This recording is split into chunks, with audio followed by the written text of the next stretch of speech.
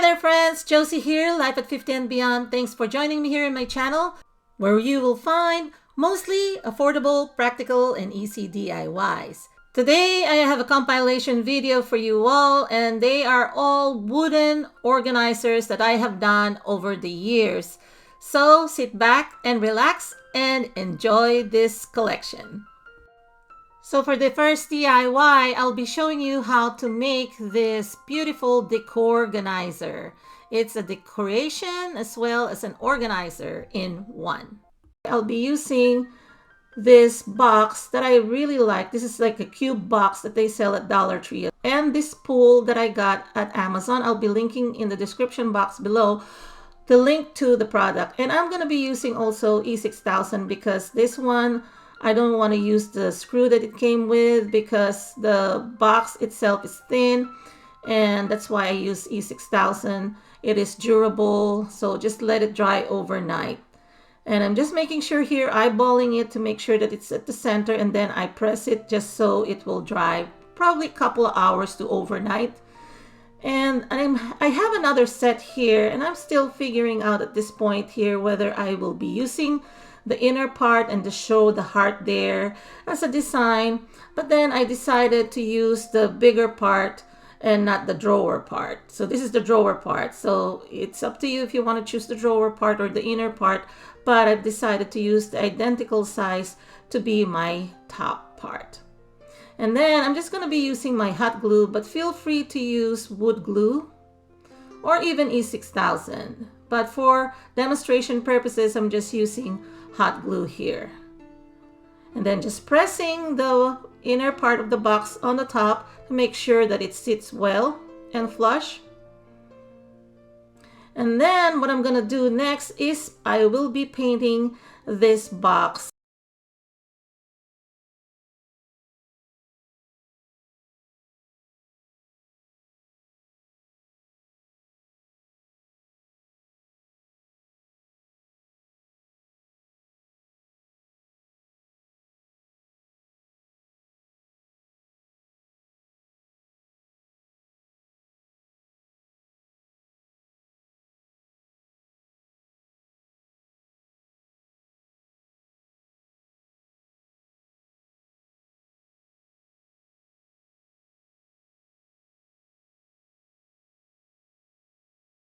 And this is by Apple Barrel, and it's called Limeade, and I really love this color a lot. So after drying this, I applied a couple of coats of paint, by the way, and drying in between coats. And I didn't paint the inner part, only the border at the top. I wanted to make sure that I keep the inner part clean because I really like the way the natural wood tone is appearing there. So I just put some washies for the washi lover, that's who's going to be receiving this gift, inside the drawer, or you can put anything there, maybe those mini nail polishes or lip glosses and whatnot. So on the top I'm just putting some silk flowers, and voila, you can actually make this gift all year round. Springtime, teachers appreciation gifts, or Mother's Day gift. And this is a decor organizer, so I've been starting to use that term here in my channel since I started it actually fall of last year, but I'm kind of reviving it again this year. Now the top is very functional. It's not only decorative, so if you're tired of using it to display flowers, you can use it to put in or organize your pencils and pens. And I will be showing you how much pen it can really contain or hold. Look at this. A lot of my pencils there. And also I can show you the bottom part is still a compartment where you can put anything that can fit inside. So I love giving practical gifts, and this is one of them that I really know that the person who will receive it will cherish. So here it is with some pentel pens as well. And here it is with the flowers on top displayed next to my planners. For the next DIY, this is going to be another iteration of using that cube box, and I'm creating a sort of an apothecary, purely just using Dollar Tree materials. And I'll be using a total of 9 boxes on this project. They come in 3 styles, one with the flower cutout, one with the butterfly cutout, and the other one with the heart cutout. So right now I'm just lining up the ones with the butterfly cutouts. If you do not like to see the cutouts at the front, just reverse the box or the drawer part of this box, and then you will have a solid front. And actually that's my preference, but again, if you do not like the solid front, feel free to use the cutout design part. Then I'm just gonna be stacking them up together and hot gluing them. You can do this also, but if you prefer for more durability or stronger hold, use wood glue or even super glue or even E6000. But for the purposes of just showing it to you or demonstration purposes, I'm using hot glue. So I've decided to do 3 on each layer, so I have a total of 9. And here's what I'm gonna be using it for, actually for my tea bags. So if you are using the cutout front, just use the tea bags with labels, and then you can see exactly what you have inside. This is perfect for organizing tea bags. As you can see here, I am just putting different flavors of tea bags, and the cutouts will be perfect because I can see what flavors of tea bags are contained in each box or drawer. Now you can also fit anything here, like I'm showing you here. I have these brads or my drawer pulls as an example.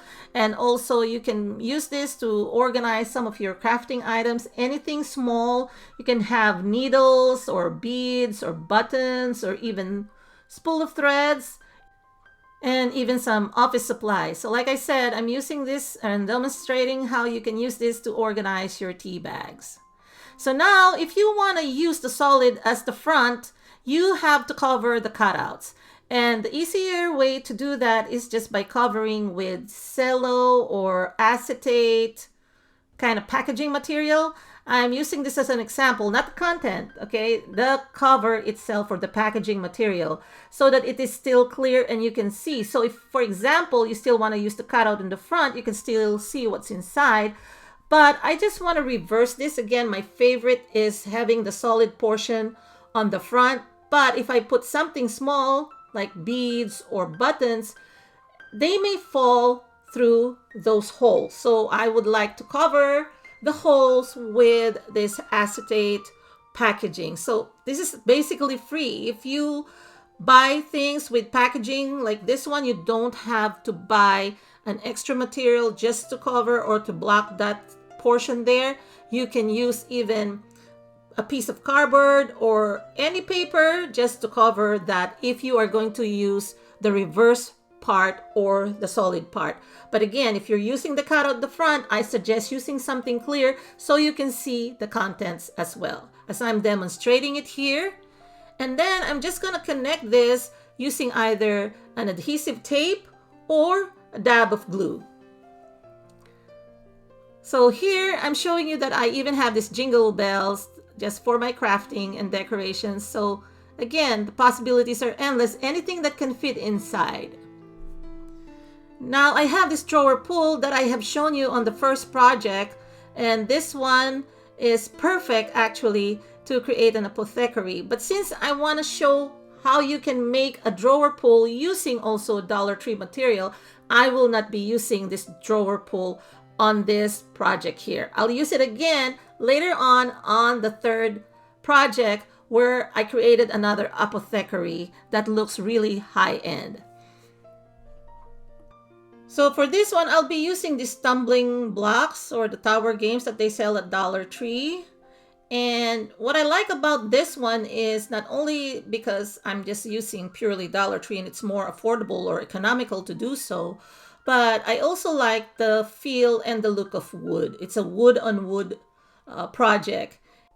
So I'm thinking either I put it out like this, which will allow more room for my thumb or my fingers. So just to demonstrate to you, when I put or connect the narrower part, and you can see there's plenty of space there for bigger thumb people. So again, I suggest here, instead of using hot glue, might as well use wood glue or super glue, because sometimes hot glue doesn't stick well, especially in places where there's humidity or high humidity. So just my advice for you. So as you can see here, it's really sticking out. It's easy to also pull out the drawer. Now I'll show you also that you can use the wider part, and that's what you will stick on, and then you'll have the narrower part that is sticking out. So I'm just going to be gluing it like this, and then that'll be my drawer pull. So for this project, I opted not for the one that has a longer pull, but I opted for the one that looks a little flatter. Because another purpose that I was thinking of for that one is that I can easily label it, attach a label this way. And it's still easy to pull out with my fingers. And yeah, so again, it's going to be a matter of preference for you. I'm just showing you two positions here, and just choose whatever is going to work out for you. So I went ahead and removed those two pulls, and then I've decided to just use this one here, this style. Now with a wider front, I can use label stickers or printouts, or even handwrite my labels.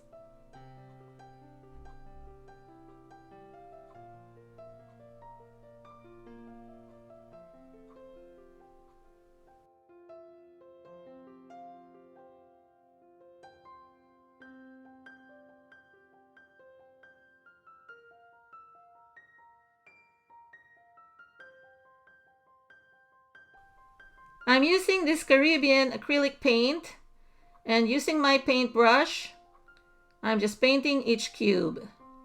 Now you can paint it any color you like. I'm actually using the paint that I have in my stash, and I purchased my acrylic paint at Walmart because it's cheaper than the Dollar Tree. Dollar Tree sells them for like $1 each. Of course, a different brand, a Dollar Tree brand, but the Walmart one is by Apple Barrel, and they cost only between 38 to I think 50 or 60 cents each. So you're gonna save a lot if you purchase the ones from Walmart. But again, if you want it to be pure Dollar Tree, you can just buy your paint at Dollar Tree if you do not have anything laying around already in your stash. Now, since I'm a crafter, I do have a lot of paint. Now, I decided to just leave the inner part bare and just with its natural color. And I also have here the limeade green color because I just want to give it a little bit of a kind of dual tone or color block style. So what I'm gonna do is with the other drawers, I'm gonna paint them with that color. So what I'm gonna do, 3 at the bottom and 3 at the top will have the color blue or the Caribbean blue color, and then this limeade color will be the ones that I will use for the center row or the middle row. As a crafter, I love to play up colors or use colors, especially in my craft room, and these are the colors that I gravitate towards too. If you have been following me here in my channel, you will see that a lot of my projects or the things I use are in this color scheme. I really love how this project turned out. I'm actually done and I'm loving it. And this is again something that I'm using right now, actually, as I'm recording or voicing over here on this video again for this collection. I'm still using it for these tea bags. Actually, some of the drawers I've used for my washies. So I only kept 3 flavors on the top, and then the other drawers I use them for other things as well.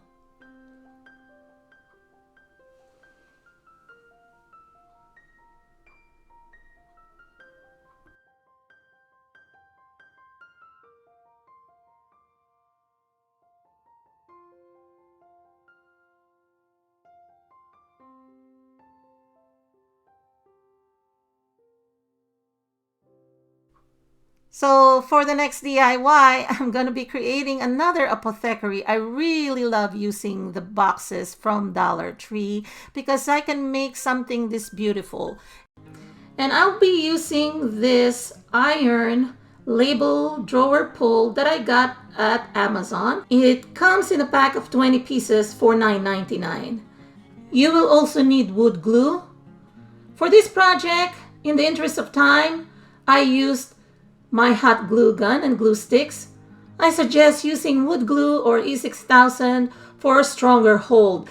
Now I'm just lining up two boxes together, making sure that there's no overhang, making sure that they line up. I'm going to be applying the glue thinly, as you can see here, almost flat. I'm trying to make sure that there's no thick application of my hot glue because when it dries up, I do not want to create gaps in between the two boxes, because if it dries up thick, then that would more than likely create some gaps. So I'm trying to make sure that I flatten this as much as possible. So I try to adjust as fast as I could before the hot glue dries up because it dries really fast. And like I said, I make sure that they are flat and connected well. I am just going to repeat the same steps up to the fourth pair, connecting them one on top of the other with the same method. Like you see here, thin and flat application of glue. No big blobs that will create gaps whenever I connect them. And then lining them up like so, then adjusting and then straightening it and then pushing it to make sure it's aligned and then press it some more.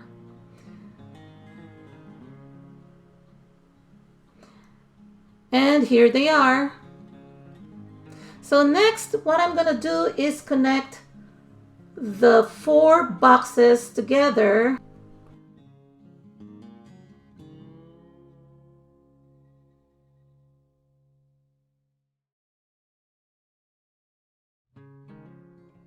And then I am going to be connecting the second pair on top of it, making sure that I line up the boxes so that they look even. And then I am just going to connect them all that way. So on top of these two pairs, I'm going to put the third pair, and then on top of that will be the fourth pair.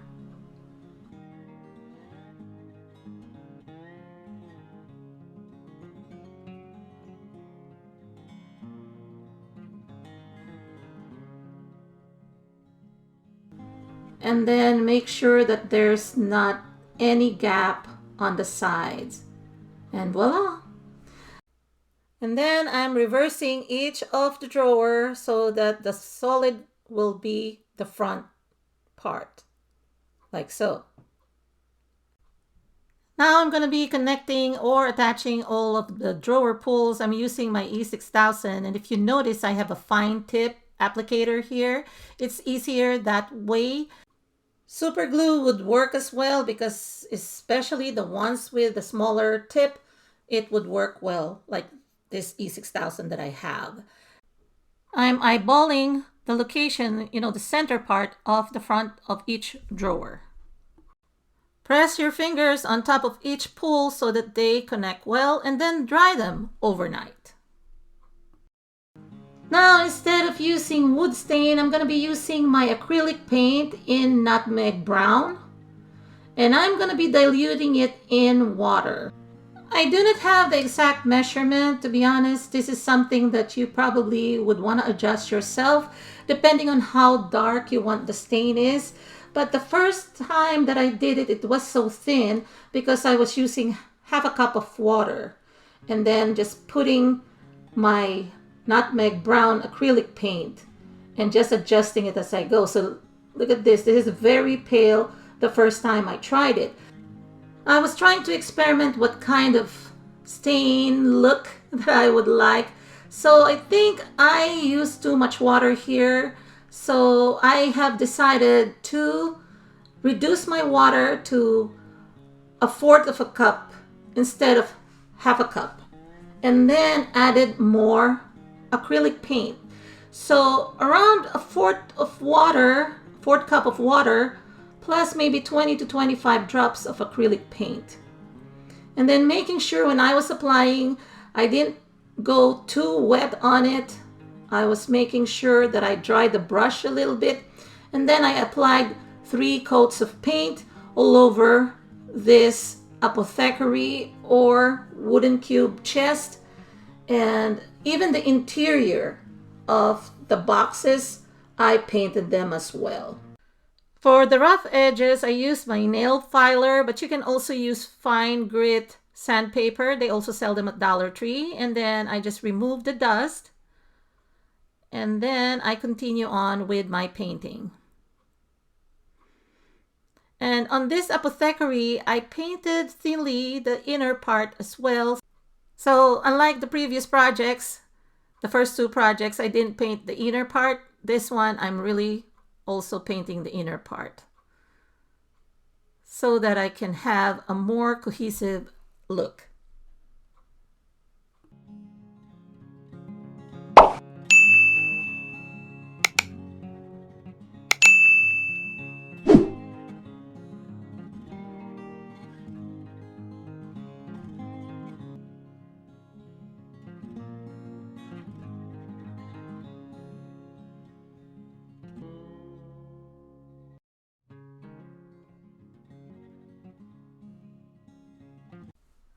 So even the inner part of the drawer, so not just the inner part of the box, but also the inner part of the drawer.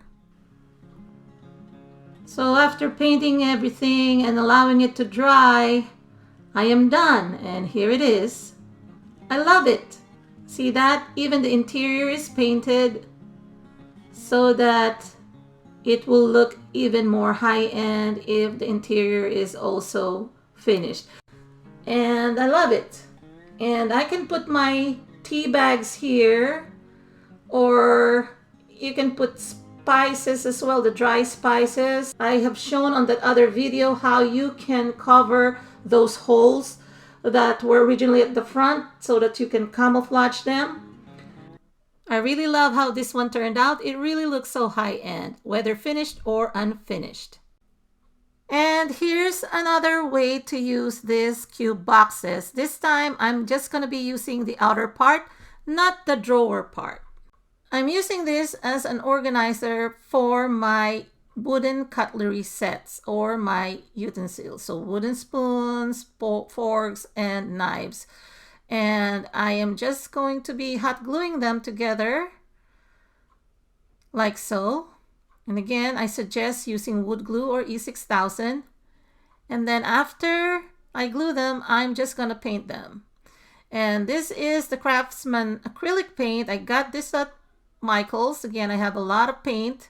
And this is a light blue or a baby blue or powder blue color. And all I need is just to paint the outer parts again. It's up to you if you want to paint the inner part, but this one is the shortcut version. I'm not giving this as a gift. I'm just keeping this for our own use, and I'm just painting the outer part, like I said, and maybe even the top edges of those 3 compartments.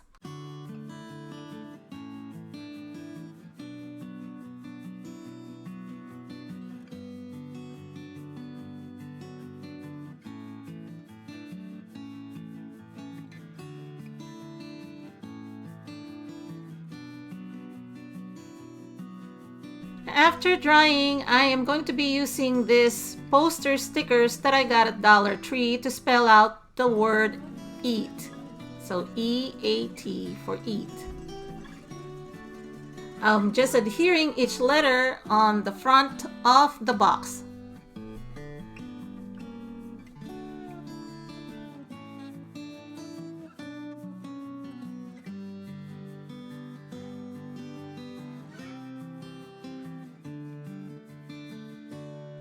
Now I'm just putting my wooden utensils just sorting them out with each kind in each box. So the forks, the spoons, and the knives.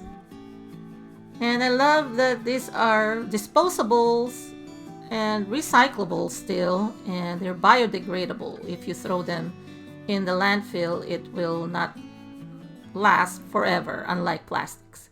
Now anyway, I'm gonna be using the nautical ropes from Dollar Tree. I'm just cutting small strips so that I can put them in a horseshoe style on each end, and then those will be my handle. So if I need to kind of move this thing around, I can have the carrier handles as well.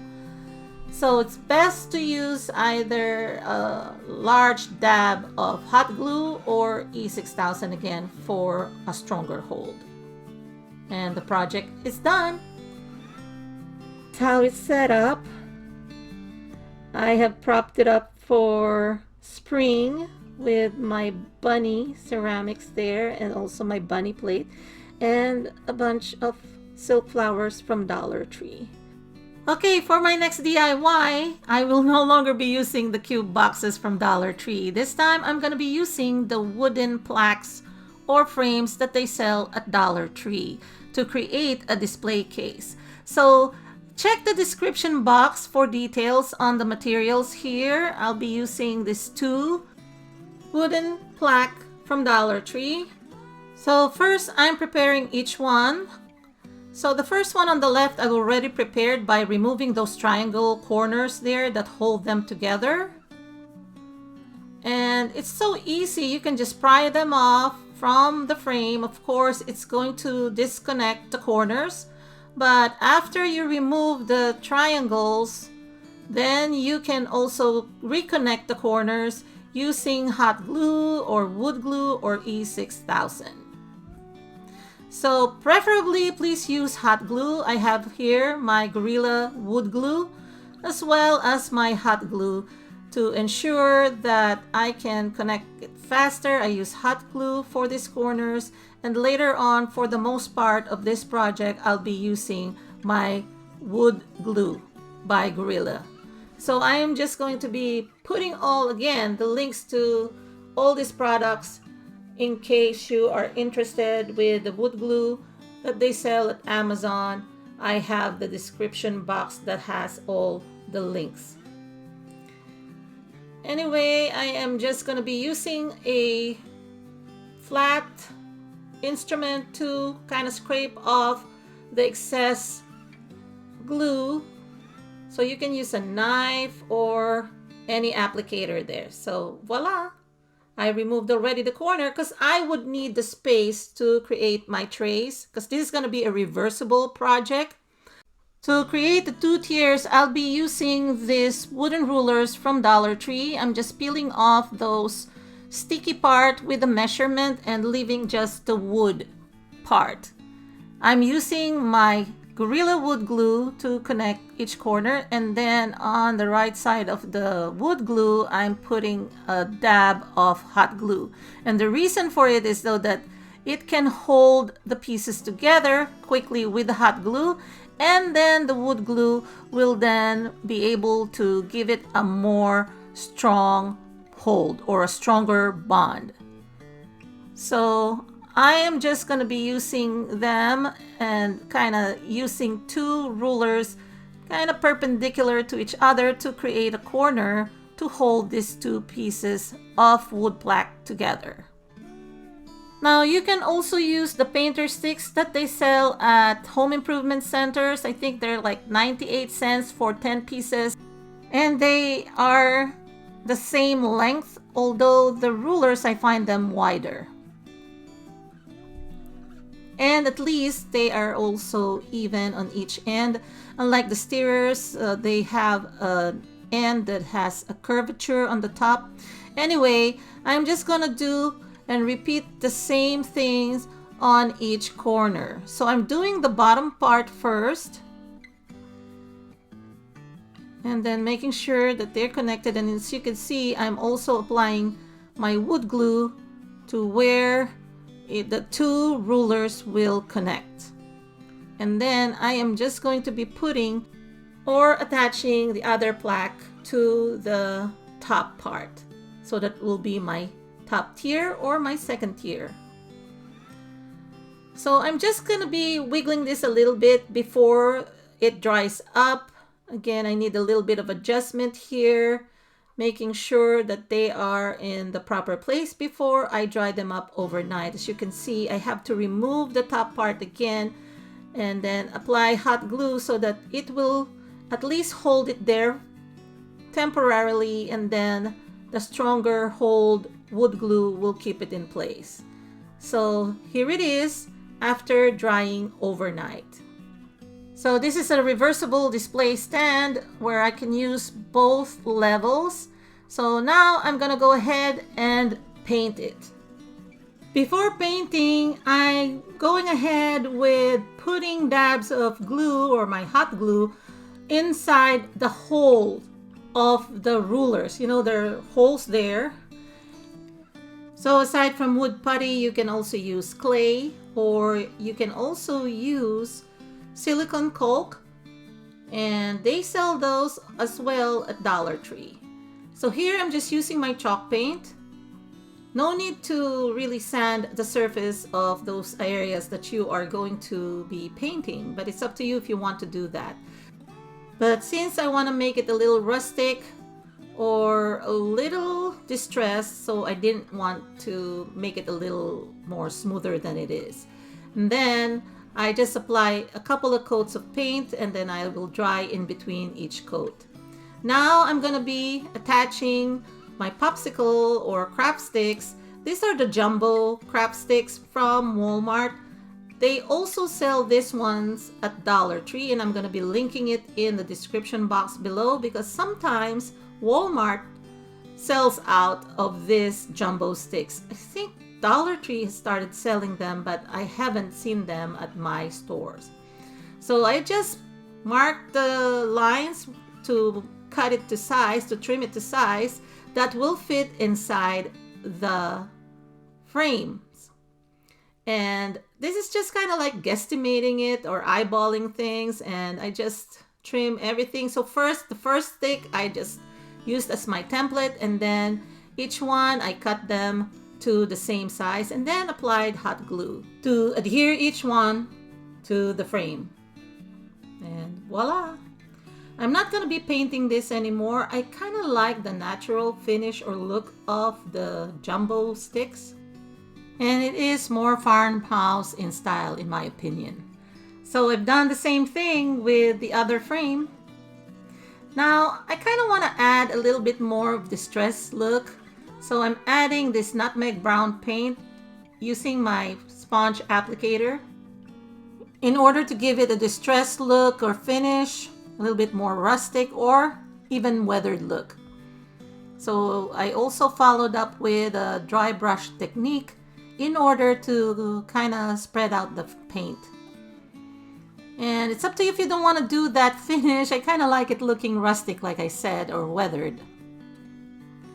And here it is, the final outcome. I really love this a lot, especially this underside where I'm showing the kind of shiplap appearance of those sticks. But you can also invert it and use the painted side. Looks great too, but again, my favorite is the other one with the sticks. So here I'll be staging it or decorating it with some of the items that I have done in the past, my other projects. And these are all made from Dollar Tree items. And now it is decorative, it is also functional.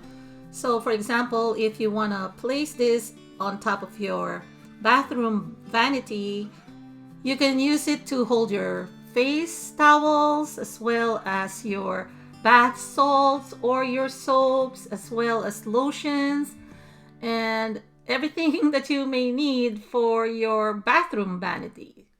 And maybe even hold some books at the bottom. So maybe keep the heavier items at the bottom and at the top the lighter ones. So again, like I said, here in my channel, I prefer to use or do things that are practical. So if you can use this as a home decor / organizer, that will be great.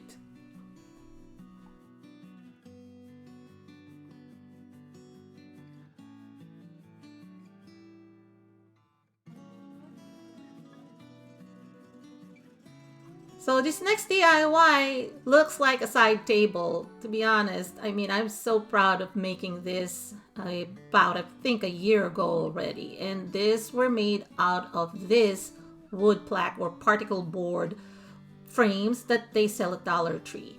And these are larger than the ones that I used on the previous clip. This one measures 8 inches by 10 inches. So it's an 8 by 10 frame. No extra tools required. Again, I'm going to be using hot glue or E6000 and even Gorilla Wood glue. So I think what I'm going to do here is I'm just going to use a combination of E6000 this time plus my hot glue. So here, I'm just going to be placing one of them at the bottom with the design facing up. And then I'm going to be connecting two other frames or plaques. And then I'm just going to line them up. So to the side of one of the frames that I'm going to be putting at the bottom, I'm applying hot glue. And then I am just going to connect the lower portion with the sides aligning to it in a perpendicular way. So I'm just pressing to ensure that they stick together like so. And I'm going to do it also on the opposite side. So here's how it turned out. So that's my base.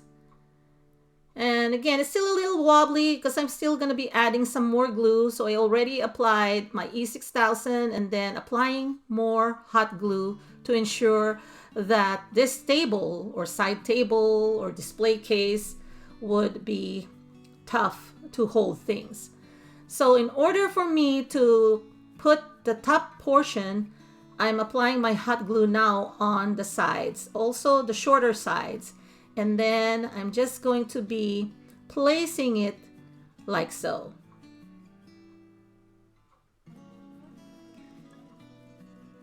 This is almost like a two-person job. Somebody needs to be holding it. But since I'm all by myself doing a lot of my projects, so that I can show you also that it's doable if you are by yourself. Use the hot glue in order for it to dry fast, and then apply your E6000 along with it so that it will be a much stronger hold. Now, as you can see, it's still a little wobbly, but later on you will see that this will be more straight and stable.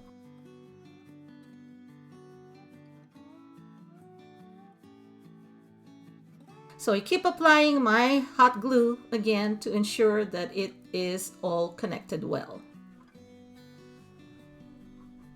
And all the crevices that I can see in all the seams or spaces, so that this will be a much stronger hold.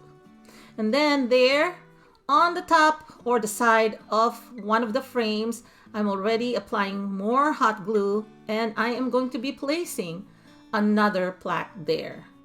So I'm applying my glue liberally, and then to the bottom of that frame, I didn't show anymore. Off camera, I applied E6000 so that it can cure overnight and it'll be a much stronger hold. And then I'm repeating the same thing on the other side or the opposite side.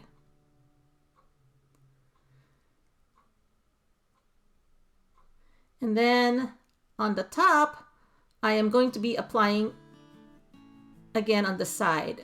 So I put it sideways so you can see, because my angle wasn't really showing the top. So I just flip it on its side so that you can see that I'm placing the top of my side table by adding my plaque there on the top, kind of aligned with the one that I put at the center or the second tier.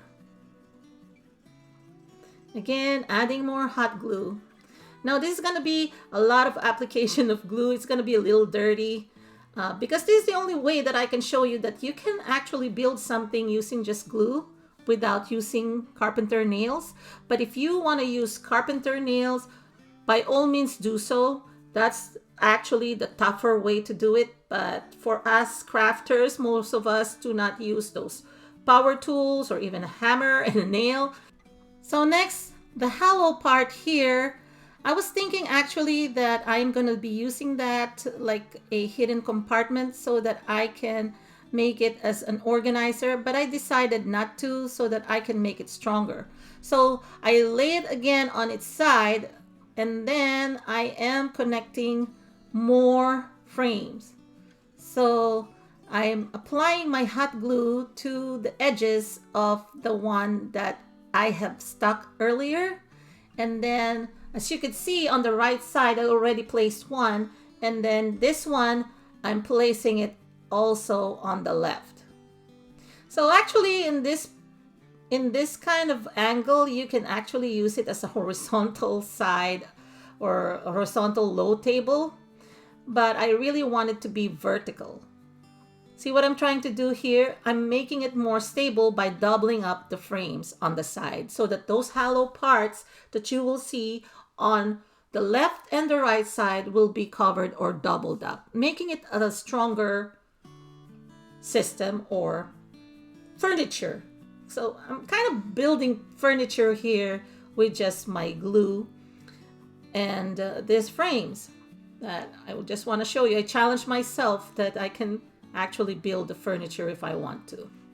Now I'm doing it again here. As you can see, there's a lot of marks of glue there at the bottom because I was doing a trial and error before I decided that, okay, this is the look that I want. So again, applying a generous amount of hot glue to the perimeter or the edges of that frame, and then I am just going to be connecting the other one. And on the other one, I actually have E6000 applied so that it will dry up stronger. And then here, I applied there on that side some hot glue, and then that's where I'm going to be connecting quickly my other frame.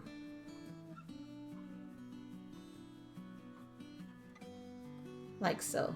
So you got to be really quick because sometimes they don't really line up, and sometimes that glue dries up really quickly. So if you're not quick enough, then it will dry up on you. Then you have to repeat the process.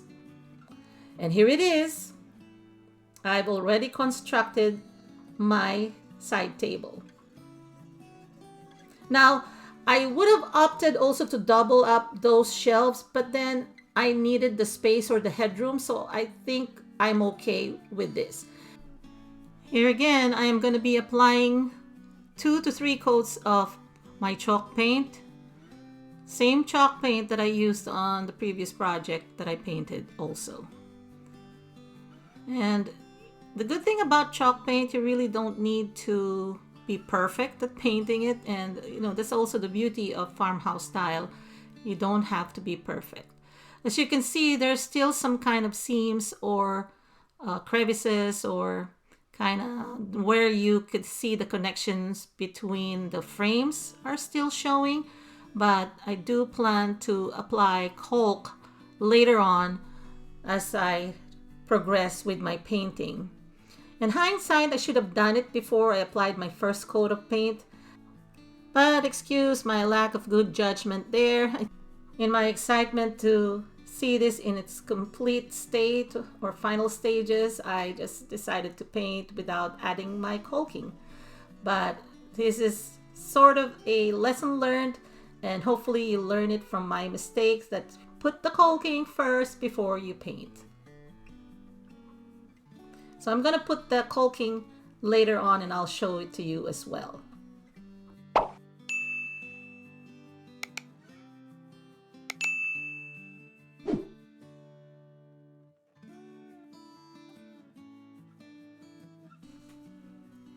So as I mentioned earlier, I'm going to be kind of doing the caulking after I applied my paint. So I did the first coat of paint, and here I'm using the all-purpose caulk that I purchased at a home improvement store. So you can buy this anywhere they sell home improvement items.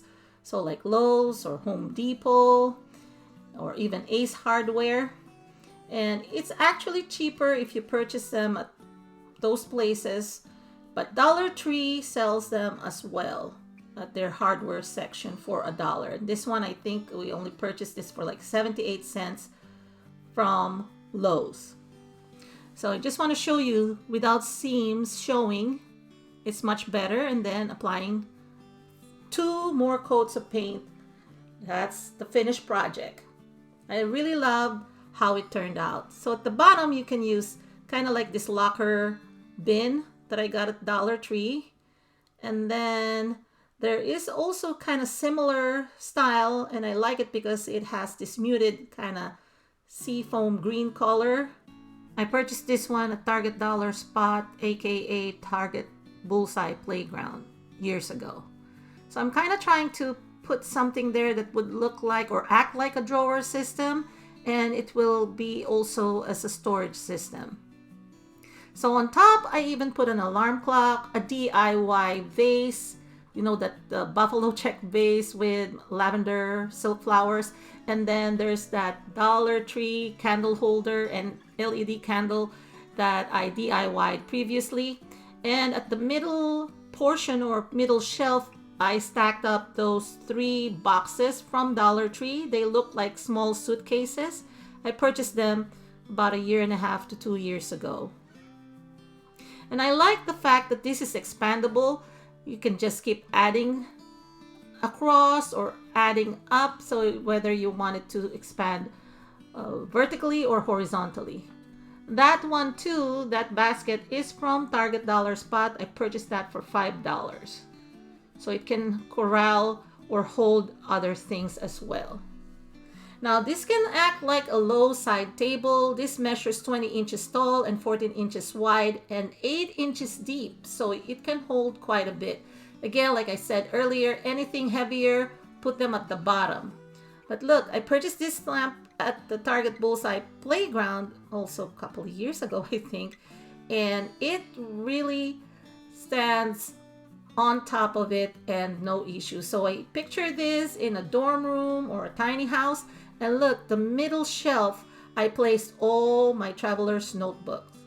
And at the bottom bin, I use it to store my traveler's notebook inserts, you know, the spares, the ones that I can still use for future writing. Yeah, I really love this a lot. I mean, I'm so happy on how it turned out. Maybe a little tedious process, but it was so satisfying in the end.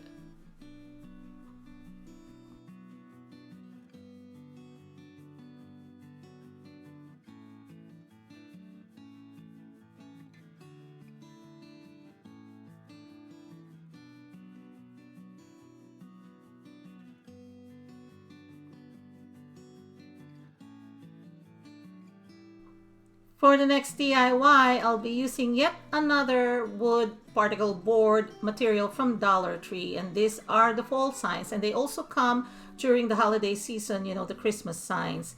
And I love this a lot. In this project, I'm using 5 pieces of this wooden signs, any style, because what I'm doing here is I'm also gonna paint this. I'm showing you here, I have E6000 and Fix All to connect all of them, and then I am going to be combining with hot glue so that they will dry fast, because those Fix All and E6000 you need overnight to dry, but for instant gratification, use hot glue to combine.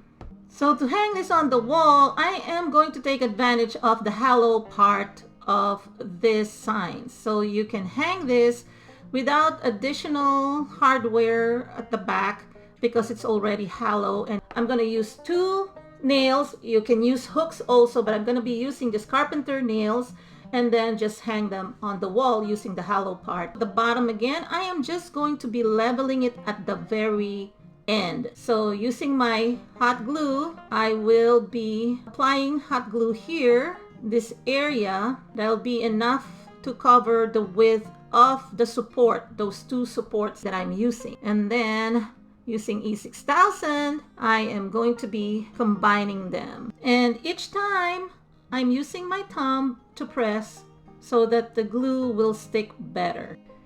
To check that the bottom one is leveled, I just want to make sure that it can sit on top of a flat surface like my work table here. And that's when I know that it is leveled. But you can use a leveler as well. They do sell them at Dollar Tree too, by the way. So what I'm gonna do here is then hot glue again, the one on the very top, making sure that for you who are going to do this, you are gonna combine with an E6000 because I don't want to be blamed if it falls off. For me, because I don't live in a hot, humid area, for the most part, my hot glue is fine. But I would suggest please use commercial grade glue. And then again, I am just going to line up the edges to the very end or top part of these two signs here, and then I'm just pressing with my fingers like so. And then for the middle shelf, I'm just gonna eyeball it also at the right height. And then I'm just applying the glue and then connecting that last piece. Then using my thumbs or fingers, I'm just gonna make sure that I press so that the glue would adhere better. And then I will let this dry for a few hours before you apply your paint. But here I'm just gonna try it out and it looks great. You can probably lean it up against the wall like I'm testing here and it should work as well. But I will be hanging it up high. Next, I am going to be painting this and I'm using this Laguna color. It's like teal blue and this is an acrylic paint by Apple Barrel. They sell this at Walmart. I think this is like 47 cents a bottle. So I'm just using an artist paintbrush. I love this color a lot. And this one would be perfect for my craft room because as you can see, even that organizer there is almost the same color. And if you have been following me here in my channel, you probably already know that I gravitate towards this color. So just paint it. A couple of coats of paint I think is just fine. So what I've done here is I painted with one coat and then let it dry for a couple of hours and then applied my second coat of paint.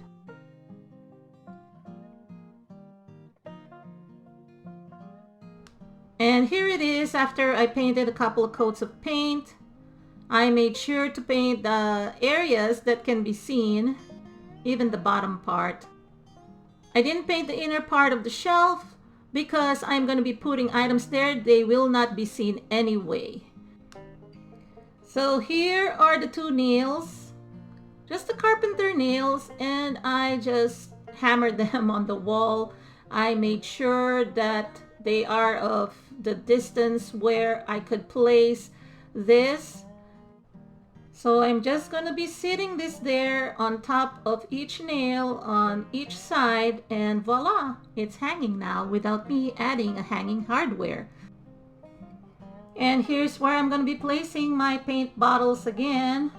Since I am reorganizing or redecorating this craft room, I want to put them all there on the wall that I can see them. And here it is. I really love how it turned out.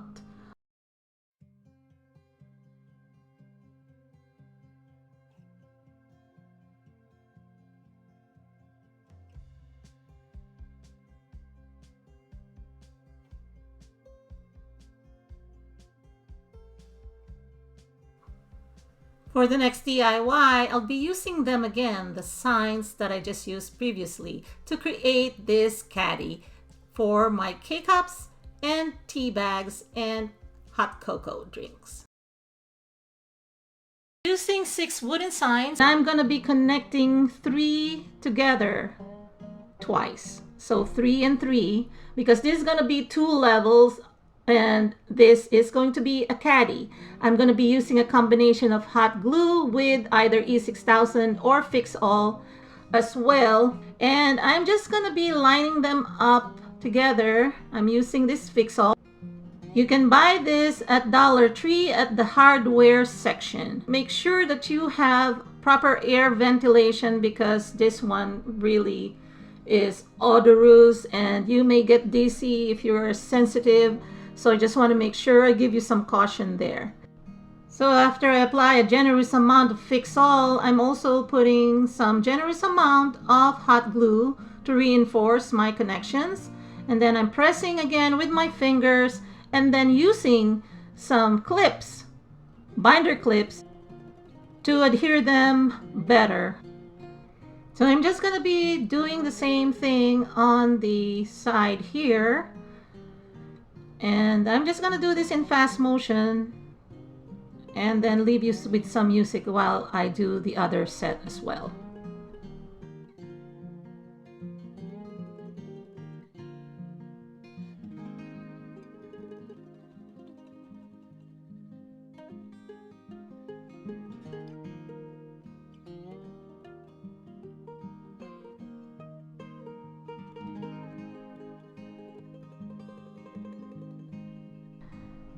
After I let them dry overnight, this is how they turned out.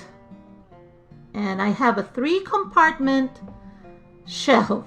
So this is gonna be 2-tier, and I'm gonna be using, like I said earlier, as my support, this 2 paddleboard shaped cutting boards, or the plastic cutting boards that they sell at Dollar Tree.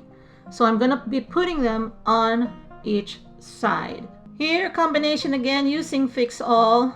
I am going to be applying to the side, and then I'm going to be applying also my hot glue.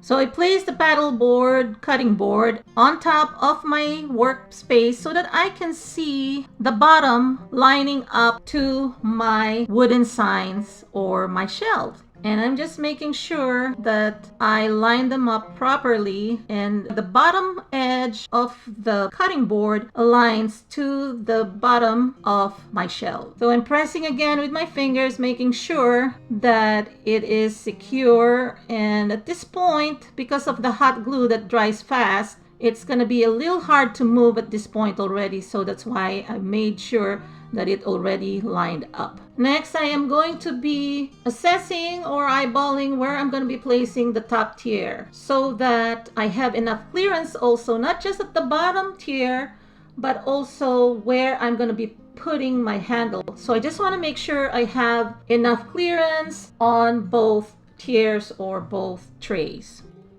So here, I'm just repeating the steps I've done on the other one, combining, applying my Fix All as well as my hot glue, then pressing with my fingers to make sure that the tray adheres to the plastic cutting board. And then while it's in this position, I am applying the Fix All as well as my hot glue on both of the shelves or trays.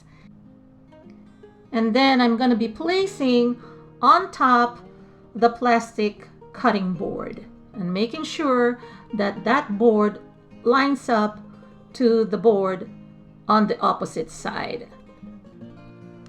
Using my fingers again to press to make sure that the glue adheres, and then I'm just trying to see if it's leveled, and then I'm drying it overnight on its side, not standing up like this. Then after overnight of drying, I am going to be painting it, and I have this Rust-Oleum chalk paint in linen. I got this at Amazon, and I am going to be linking it in the description box below in case you're interested. I love this color a lot, and it matches the color of the cutting board, although I'm going to be applying some of it to the cutting board just to make it a little bit more even. So I am just going to be applying a couple of coats of paint onto this wooden signs or my trays / shelves.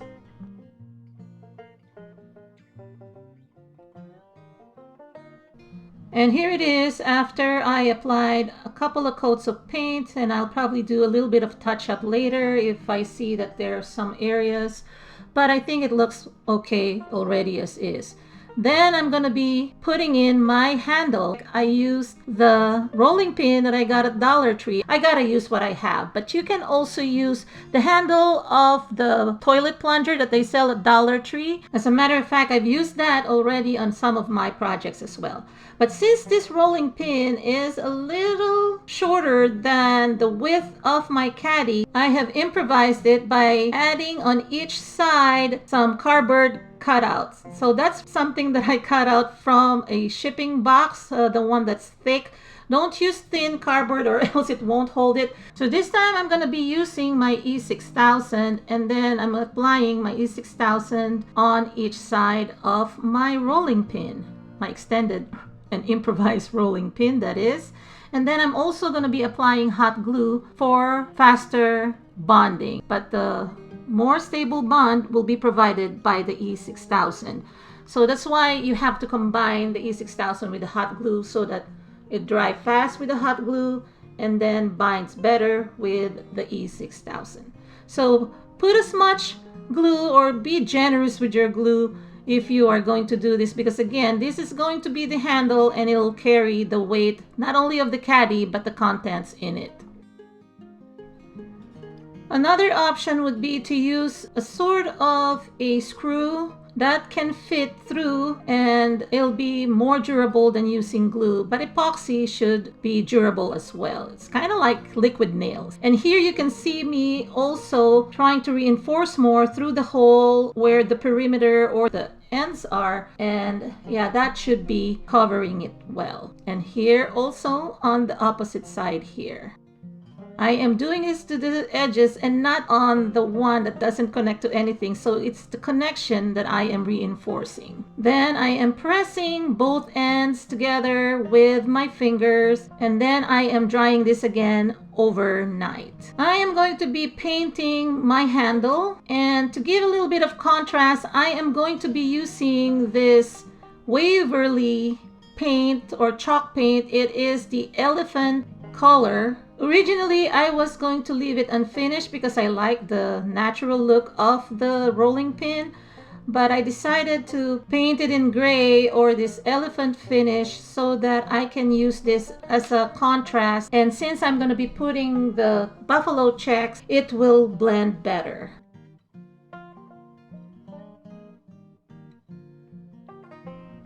And here it is after a coat of paint. And I'm just going to show you again, that's the Elephant Gray by Waverly. Here, I am just going to be tracing with my fingers where I'm going to be placing this wrapping paper. And I am just going to be kind of pressing it, more like a crude method that I have used so that I can just trace the indentation there, the border from the cutting board, and then just using my nails to mark. You can use any sharp object, but I feel that the fingers would be better so that you can really feel where it is. And then I'm just going to use a pair of scissors to cut.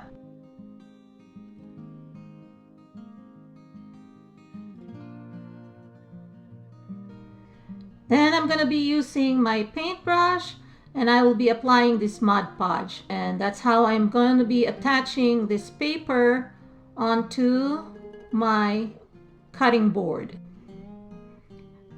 I'm just applying a generous amount here of Mod Podge, then just making sure that when I attach my paper, there's not a lot of air bubbles, and then I am applying Mod Podge again on top of it. To camouflage the ends of my handle, I am applying this nautical rope to finish it off. That'll cover any imperfection on those edges. And to cover the holes, I'm also winding the piece of this nautical rope, and then just to cover it up, kind of like creating a button to cover it, kind of like the other one that I did 3 years ago. That's how I finished it off. So I'm attaching it and repeating the same style or steps on the opposite side. And here it is. I love how this one turned out, and it has 3 compartments on each level, so a total of 6 compartments. And I'm going to show you, I am going to be using this to organize my K-cups. So I have these decaf K-cups that I am organizing. In each row, it can fit up to 6 pieces of these K-cups. And so for each tier, I have 18, a total of 36. And I love this style because it goes with my style. So here I'll just be lining up all of our tea bags of different flavors. So it's up to you if you want to use it this way aside from K-cups. So I kept the K-cups below on the bottom tier and then the tea bags on the top tier. So just to show you how it is set up right now, I have the crystal ginger drinks in sachets, as well as some hot cocoa packets on the top. And then at the bottom, I have my coffee pods. The next DIY is another decorganizer or a decoration slash organizer in one. So this is going to be 2 iterations. I'll be using this thankful or fall sign from Dollar Tree and these 3 wooden trees from Target Dollar Spot. I purchased them last year. And what I'm going to be doing is I'm just going to paint the thankful sign or the design on top of this sign in white because I want to keep the buffalo check designs on the sides. So I'm just going to apply 2 coats of paint there, and I'm going to do the same thing with the wooden tree. Now, if you cannot find these wooden trees at Target Dollar Spot, because these were purchased last year, you can find something similar at Dollar Tree. Those are the trees that they have, the wooden cutouts, not as thick, but you can still make them stand by adding tumbling blocks.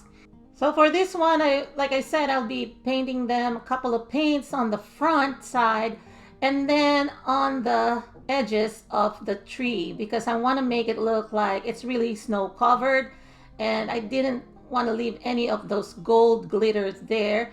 Although I didn't sand this anymore because the texture is perfect. It really made it look like it's snow. Now for the back side, I printed this music note for Silent Night, and that's what I'm gonna do. I am going to just trace the shape, and then I am going to be gluing it to the back of each tree. So using my fine tip pen, a pencil will do as well. I just trace the shape of the tree to the back of my printed musical notes, and then I'm just gonna do the cutout for each one.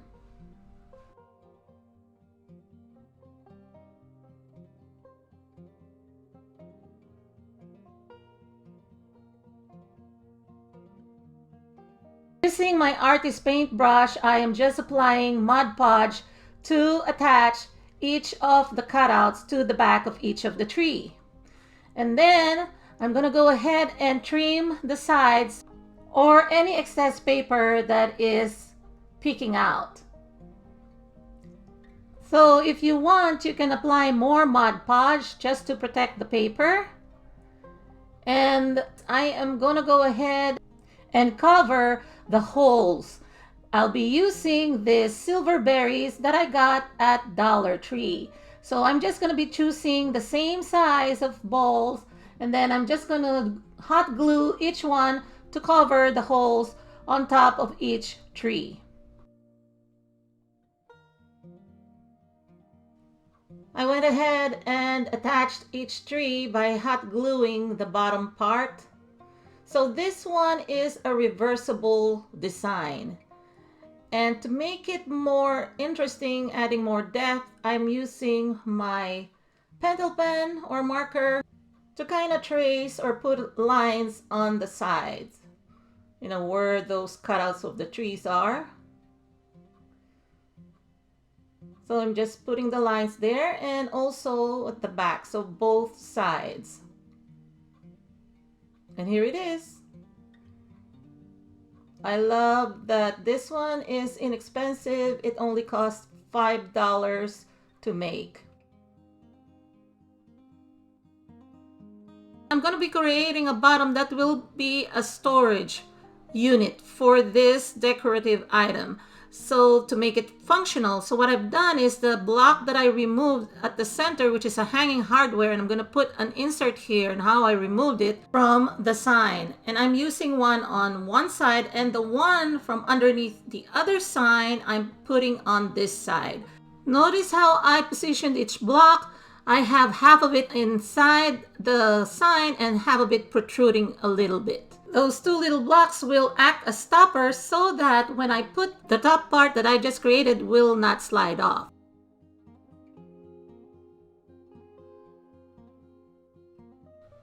So I'm just going to go ahead and apply a couple of coats of paint with the same chalk Rust-Oleum white that I used to paint the top part. And I'm painting the inner part, even the blocks, and even the outer part and the bottom part. So you might be wondering why I had to attach the blocks first before I painted, because sometimes when you use hot glue or even any kind of glue, it will not adhere well when the paint is just newly applied, or even if it's dry, it's not really totally cured yet. So in the interest of time, this is how I'm doing it. So here it is. After applying a couple of coats of paint, that is going to be my storage unit, and I am going to be placing items here to show you how functional it is. Right now I'm utilizing this as a pencil case or storage, and I'm now placing the top, and it looks great. So it is a camouflage storage. Nobody would know that there is something inside. There's enough room for more here.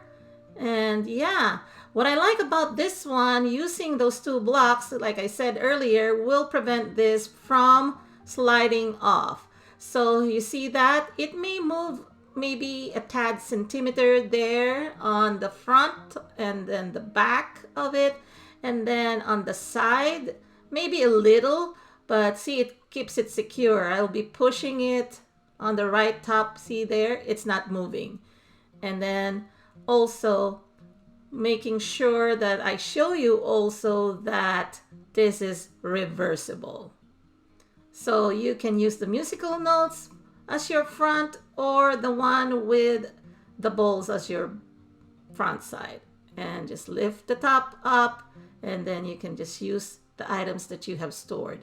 I'm gonna be showing you other items that can fit inside. I only have these 3 nail polishes for now, but I'll show you that even though it is protruding from the lower tray or sign, there is enough headroom from the inner part of the top portion or the cover. See? So you have at least a little over 2 inches there to play with as far as the height. So I'm gonna use this to store some candies or cough drops and mint candies. And then there you go. I really love this because it's not only decorative, it's also functional. Like I said, it's a storage. I'm just going to be replacing the design on the top. So that's the reason why I only use hot glue for most part when I am creating things, because I figured, especially for seasonal items, I would need to store them and replace them and make them also usable any time of the year. So I just removed those 3 trees, and then what I'm gonna do here is, using this sandpaper, I am just gonna smooth out the top because there are some residue from the glue. I'm also using the same sandpaper to smooth out and also give an aged or distressed appearance on the edges. So I'm just testing out this sign. I got this at Target Dollar Spot or Target Bullseye Playground a few years back, and it was $3. Here I'm just going to show you this wooden block. You can use this as a handle if you don't want to add any decorations, so that you can just lift it up easily. So I'm just going to be using this damp paper towel, and I'm just removing any of the dust left by sanding. And using my paintbrush, I am just applying a couple of coats of chalk paint. And I will be linking in the description box below as well the link to the chalk paint. So I have this box of essential oils that I got at Amazon. This is not a sponsored video, by the way. So I figured I am just going to be using this as a storage for my essential oils. I have about 18 bottles here, and this one can actually fit, I think, over 20 or maybe even a total of 24, as long as you have those smaller size of essential oils like what I'm showing here. These essential oil bottles, I think the measurement on this one is about maybe 1.5 inches high and then about 1/2 inch thick for each bottle. So I could actually fit 2 bottles or 2 rows of bottles here. And like I said, I have a total of 18, and I could probably fit another 6 bottles there, total of 24. Then I'm just going to be hot gluing this wooden sign.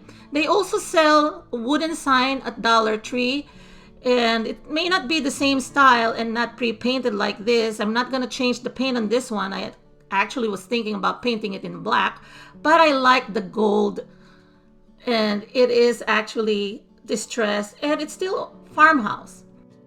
So I really love this concept that I can hide things, and not only because they're unsightly, but because sometimes I just don't want to see clutter. And I like the fact that this is a decorganizer. For the following DIYs, I'll be using this Valentine's sign. This is the wooden sign that they sell at Dollar Tree. They come in different styles and colors. So I will be using, for the first DIY, 6 of them. And originally I was actually thinking of doing a 2-tier, and just want to let you know, if you want to do 2-tier, you only need 2 of these boxes to assemble this.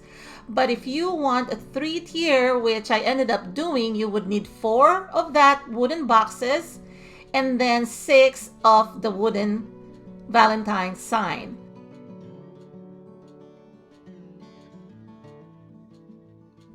So here I'm just removing the stickers on the back of those wooden signs, and then the boxes, I am just going to be painting them, and I have that chalk paint that I got at Amazon. I'll be linking down below. I really love this Rust-Oleum chalked linen color, and it really would match the white signs.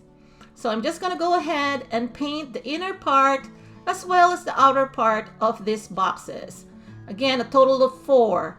And I'm just going to be applying a couple of coats, drying it in between coats. Now, if you notice, I'm not totally painting the inner part where those stars are, or, you know, the openings are, or the cutouts are, because I am going to be using that and gluing the signs there. And oftentimes when it's freshly painted, it's kind of harder to glue things together. So I'm just drying them, and then I didn't have enough of the white signs, so I took these 2 blue signs, and then I'm painting the bottom part, which didn't have the written words. And then I'm also painting those 2 sides there, anything that will show up. So the written words, I'm putting them underneath, or it's going to be the bottom part, because it's not going to show up anyway the way I'm going to be arranging them. So I applied a couple of coats of paint again, and then let them dry. So once everything dried up, I'm going to go ahead and assemble them together to create my 3-tier shelf. So first things first, I'm going to go ahead and create the bottom part, and this is going to be the foundation. So I'm going to be using this Gorilla glue. It's a wooden glue, and it's really tough. It's tough as nails, to be honest, and I've used it in a lot of projects. And I'm just going to be using an applicator here. I'm just using this stick or bamboo skewer, and I'm just going to be applying some glue to this portion here that I didn't totally paint. Remember, I mentioned that earlier, because once you paint something, sometimes the glue doesn't adhere.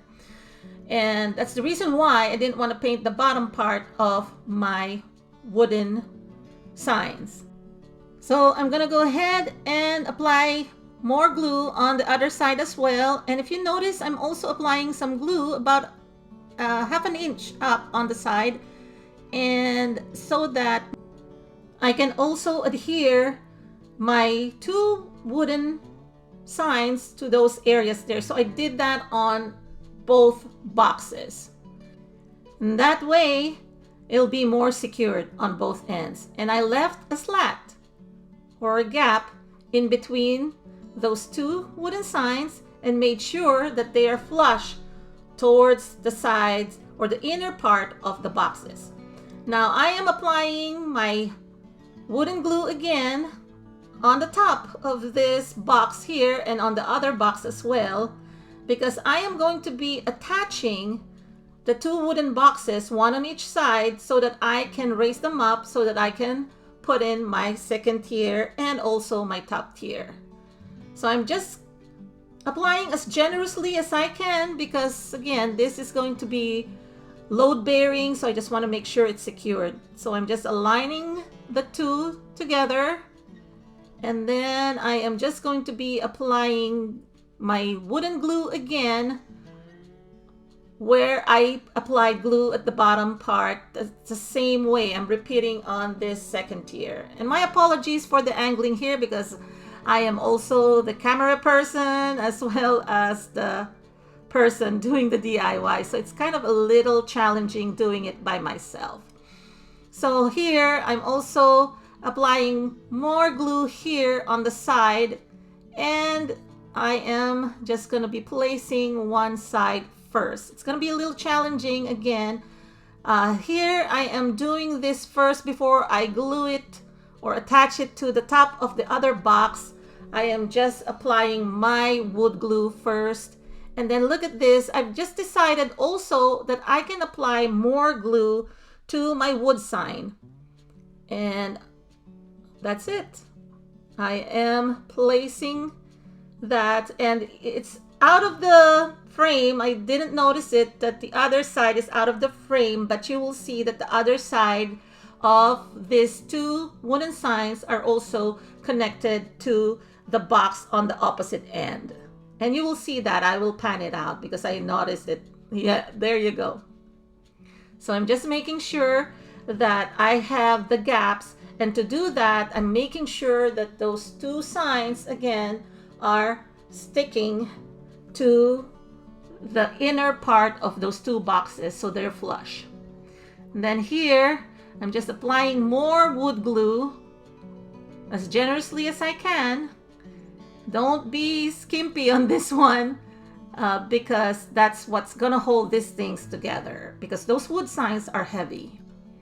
So this is where I'm gonna be putting my last two pieces of wooden signs. And then that's it.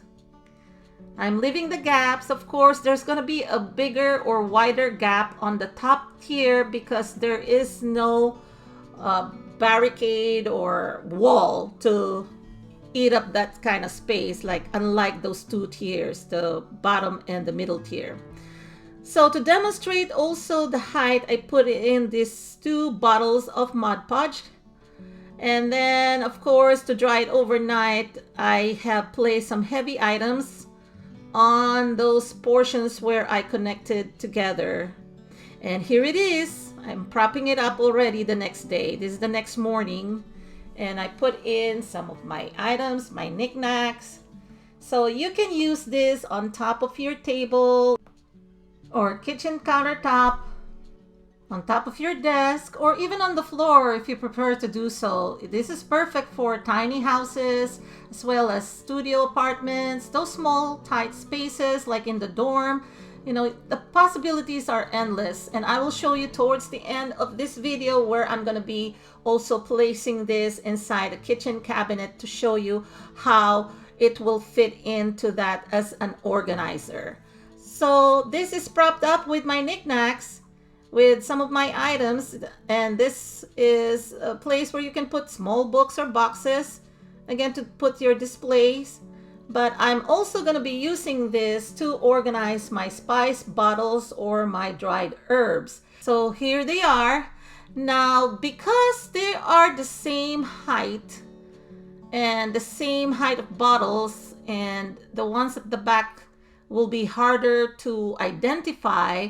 So aside from the label on the bottle itself, the front of the bottle, I figured I will also put in labels on the top of the lid. So for example, I use this one here because it's towards the back. I will identify the lid as well as the bottle sign with what I'm putting there, like cardamom. And since it's rarely used in our cooking, it will not be at the front. So the rare spices that we use we'll put at the back, and at the front will be the most common ones that we use. So I think I'm going to be adding labels to the top of the lids of the ones I finished, and on the ones at the back I will also add labels on the front of the bottles as well as the top of the lid. That'll be easier to identify them. And the top tier, I could have put more bottles there, but I decided to prop them up again with my farmhouse style decorations, and I put the home sign there. I really love how this one turned out. And then here I'm also using it for my potted herbs or plants. You can use it for succulents. Love it. I'll be showing you how I can use this inside a cupboard that doesn't have shelving. Perfectly fits and now holds some coffee mugs. So the smaller coffee mugs I placed at the bottom so I could fit more, and I purchased them at Dollar Tree, so I was able to fit 5 of them. And then in the middle tier I put my bigger mugs, and those are huge. Okay, and then on the top I put in some cookies, but you can put in more mugs there if you want to, or cups. So this became sort of my drinking station organizer, and this one works a lot. And let me just demonstrate to you, this is a heavy mug. So I purposely placed the heavier mugs. I think you can fit at least 4, or up to 4, at least 3. And those are heavy ones, and this is a sturdy organizer. Just want to show you here, I also have space for my coffee, sugar, creamer, and stirrers.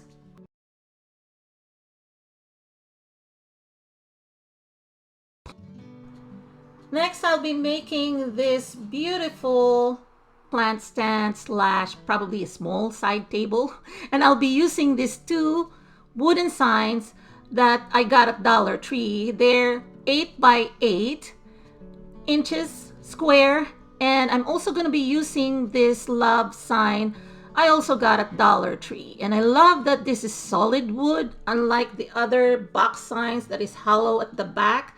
And this is perfect, especially if you are trying to create something that would need to probably hold some weight.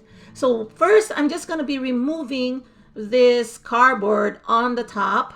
I really laughed a little bit when I saw that the exact sign was already printed on the box. So I think they just want to make it a little 2D, so that's why they added that as a cardboard. But I removed it, and I also kind of wet it. It took me a little while. I was scraping it with my metal ruler, or if you have a metal scraper, you can scrape it also with knife or any sharp object. And I was just removing the goo. Also at Dollar Tree, by the way, they sell those goo guns, so you can also use that as well. But to me, I'm just using plain damp paper towel or some water that I sprayed, and then I just removed the goo. Now I am going to be assembling this using my favorite wood glue by Gorilla, and I'm going to be linking it in the description box below as well. This is not sponsored. Again, I'm just sharing you the materials that I use and that I love to use and that have been tested. Now the thing with wood glue, it doesn't dry as fast as hot glue. But I would urge you not to just use hot glue in this one, because this is going to be something that you may want to lift around. So you would need some wood glue. Now I will be applying hot glue on this side here, and also on this side here as well. Any side that will touch the side of the frame, or my wooden frame, like so. Doing that kept it intact already, or the wood would hold together, as opposed to me just applying wood glue, because again, it will dry not as fast. It may take you a couple hours to fully dry wood glue. Overnight is the best when it comes to drying wood glue, or even E6000 if you're using E6000. So I'm just going to do the same application here. And since hot glue dries fast, I made sure that I really press hard and fast so that I will have a secure adherence or connection. So the tougher glue, once it dries up, is the wood glue to hold this piece together. And then the hot glue, just a little bit of reinforcement there for ease of assembly. I am using that as a reinforcement. So on the opposite sides of each of the wood pieces, I am also applying some hot glue and wood glue. To be honest, I was only trying wood glue here, and you will see even when I attach the plaque or the sign. But then when I noticed that it's not really adhering and balancing, I decided to also apply hot glue where I applied my wood glue on the sides.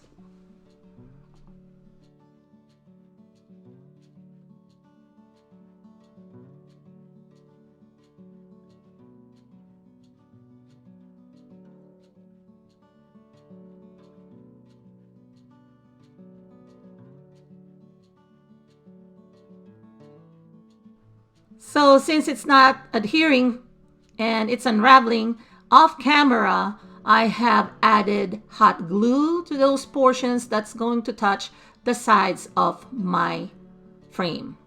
And here it is after a couple of hours of drying, and then I'm applying my first coat of paint.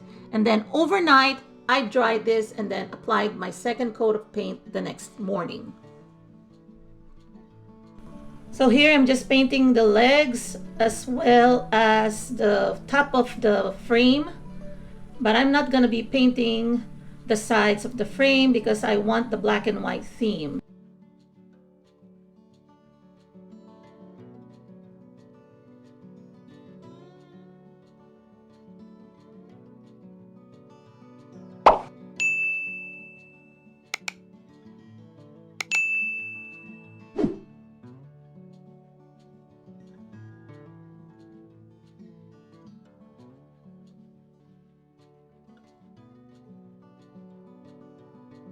And then I went ahead and print this one from the graphicsfairy.com website. It's another freebie. Mod Podge, my matte finish Mod Podge.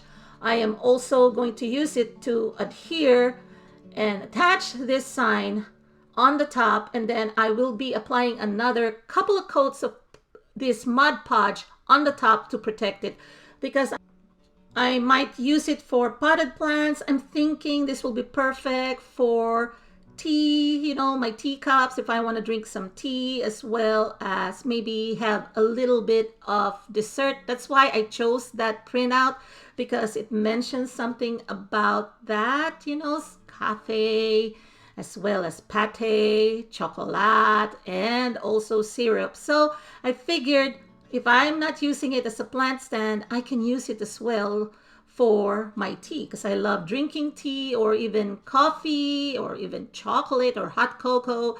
And then I will have my pates, and then, you know, maybe not so much about the syrup, but more on the pates, to be honest. So again, like I said, I'm just using my paintbrush here again, applying a generous amount of my Mod Podge. And then if you can see here, I'm also pushing out some air bubbles that may have formed underneath, just to make it look a little bit smoother. I am not an expert decoupager. There are a lot of artists online here on YouTube as well, so you can watch them as well. Now I have this brayer, and I am just using it, or a roller, and I'm using it to push out more bubbles that may have formed underneath to give it a more even look. So this is my tall, kind of like mini side table slash plant stand. as well as it could also be used or set up as a lantern, to be honest, without the glass, because here's what I'm gonna do. I'm going to be using this other DIY, which I'm going to be linking in the description box below, how I made this. This is just a Dollar Tree LED candle, and I have decoupage, another printout that I got online on there to show like a winter scene, and I place it on a Dollar Tree glass vase and then put some twine on the top to make it look more farmhouse. So that is kind of like the lantern portion at the bottom. You can put anything there, maybe a small book or maybe another small plant.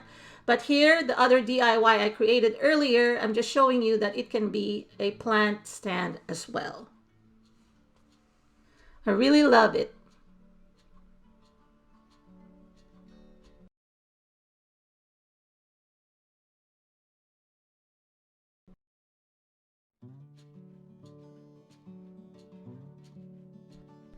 Next, I am going to be assembling this organizer without any tools. So this is a no DIY.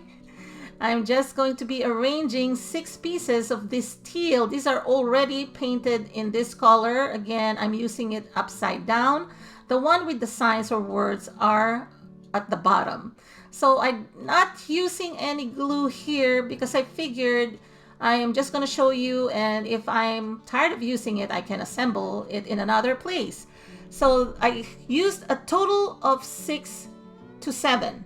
I said 6 to 7 because it's up to you how big your bottles are. You can actually use wider bottles to the front. That's why I used a 7th sign there, but you can do only 6 if you only have the smaller bottles. But for wider bottles or containers like I'm showing here, I've used a total of 7 wood signs. So you can put anything there, organize your craft things, or organize your makeup, your lotion, and any other items you may use and you want to organize.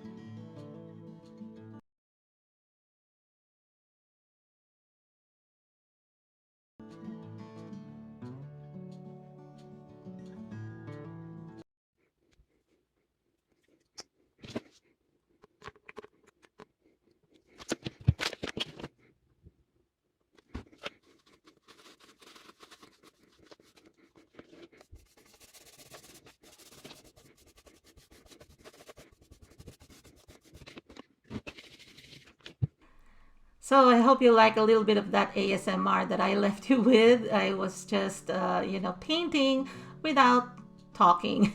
Anyway, here I am showing you again 2 8x8 wood signs that they sell at Dollar Tree, and I'm just painting them. Actually, it'll be easier to paint if you sand them, and I did not. So sanding them would make the paint adhere a lot better and faster. So I painted the inner part as well as the outer part in 2 coats of paint. Here I am just going to be applying again my wooden glue so that I will be able to stick my wood signs, the teal signs that I already assembled earlier in a staircase style of organizer. So here I am just going to be again applying some wood glue to where I'm able to adhere to the side of the box or the wood signs. And as you can see, the end or the tip of each of the wood signs and the bottom and those that are on the sides, except for the one in the center, I am also applying some glue to where it will connect to this kind of side here where I also applied some glue, like so. So this one will be a 2-tier organizer.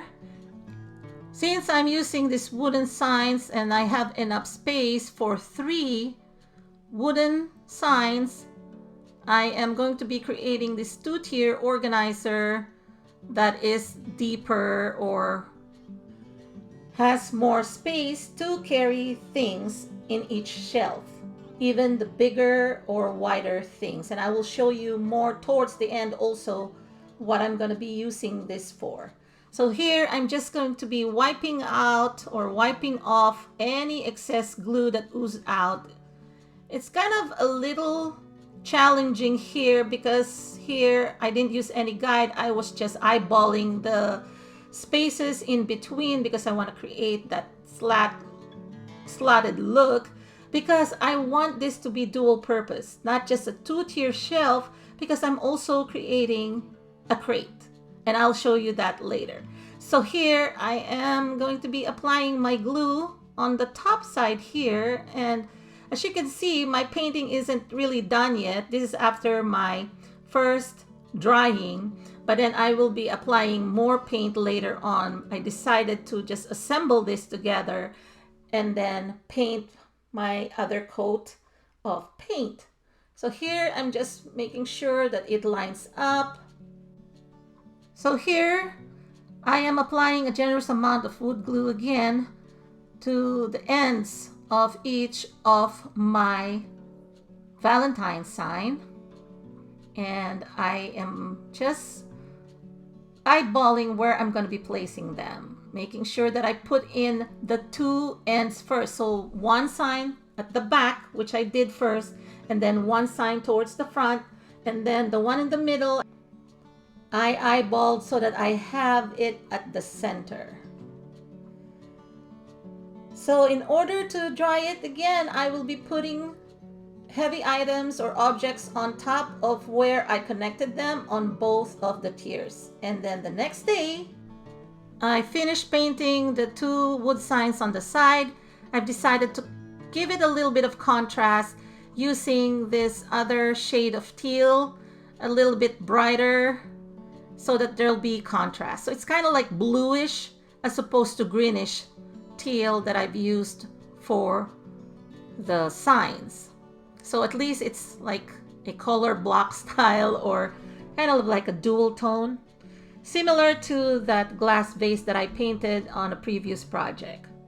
So the reason why I like the slotted design is because of my potted herbs. And when I'm watering them, I want to be able to also ensure that there's enough air circulation. I'm showing that hooray sign from Dollar Tree that I purchased about 2 years ago, and that was my color inspiration here. Here I propped it up with a plate and a bowl, and also some of my kitchen utensils, you know, the cooking utensils, the wooden utensils. They sell them also at Dollar Tree. And yeah, I have some items here that I would display on top of my kitchen counter, so I'm just propping it up here. I even have that gather bamboo cutting board. I got that at the Lakeside Collection website on clearance, so I think I only purchased it for $6, and I really love it a lot. So here are some more photos on how I displayed things on this 2-shelf crate organizer.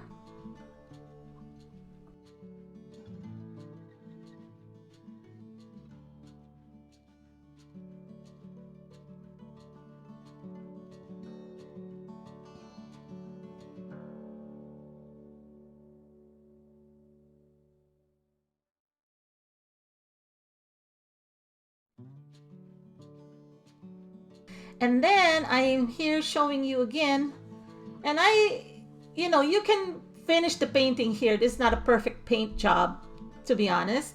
That was supposed to be the back part. I used it kind of reverse, and I just noticed when I was kind of editing it. But I used this to prop it up with my plates and my bowls in the kitchen. So yeah, it can hold even those plates from Dollar Tree on top. Again, this is load bearing, this is sturdy, so it's not going to wobble. It can hold, but of course, check the limitation as well, not too heavy.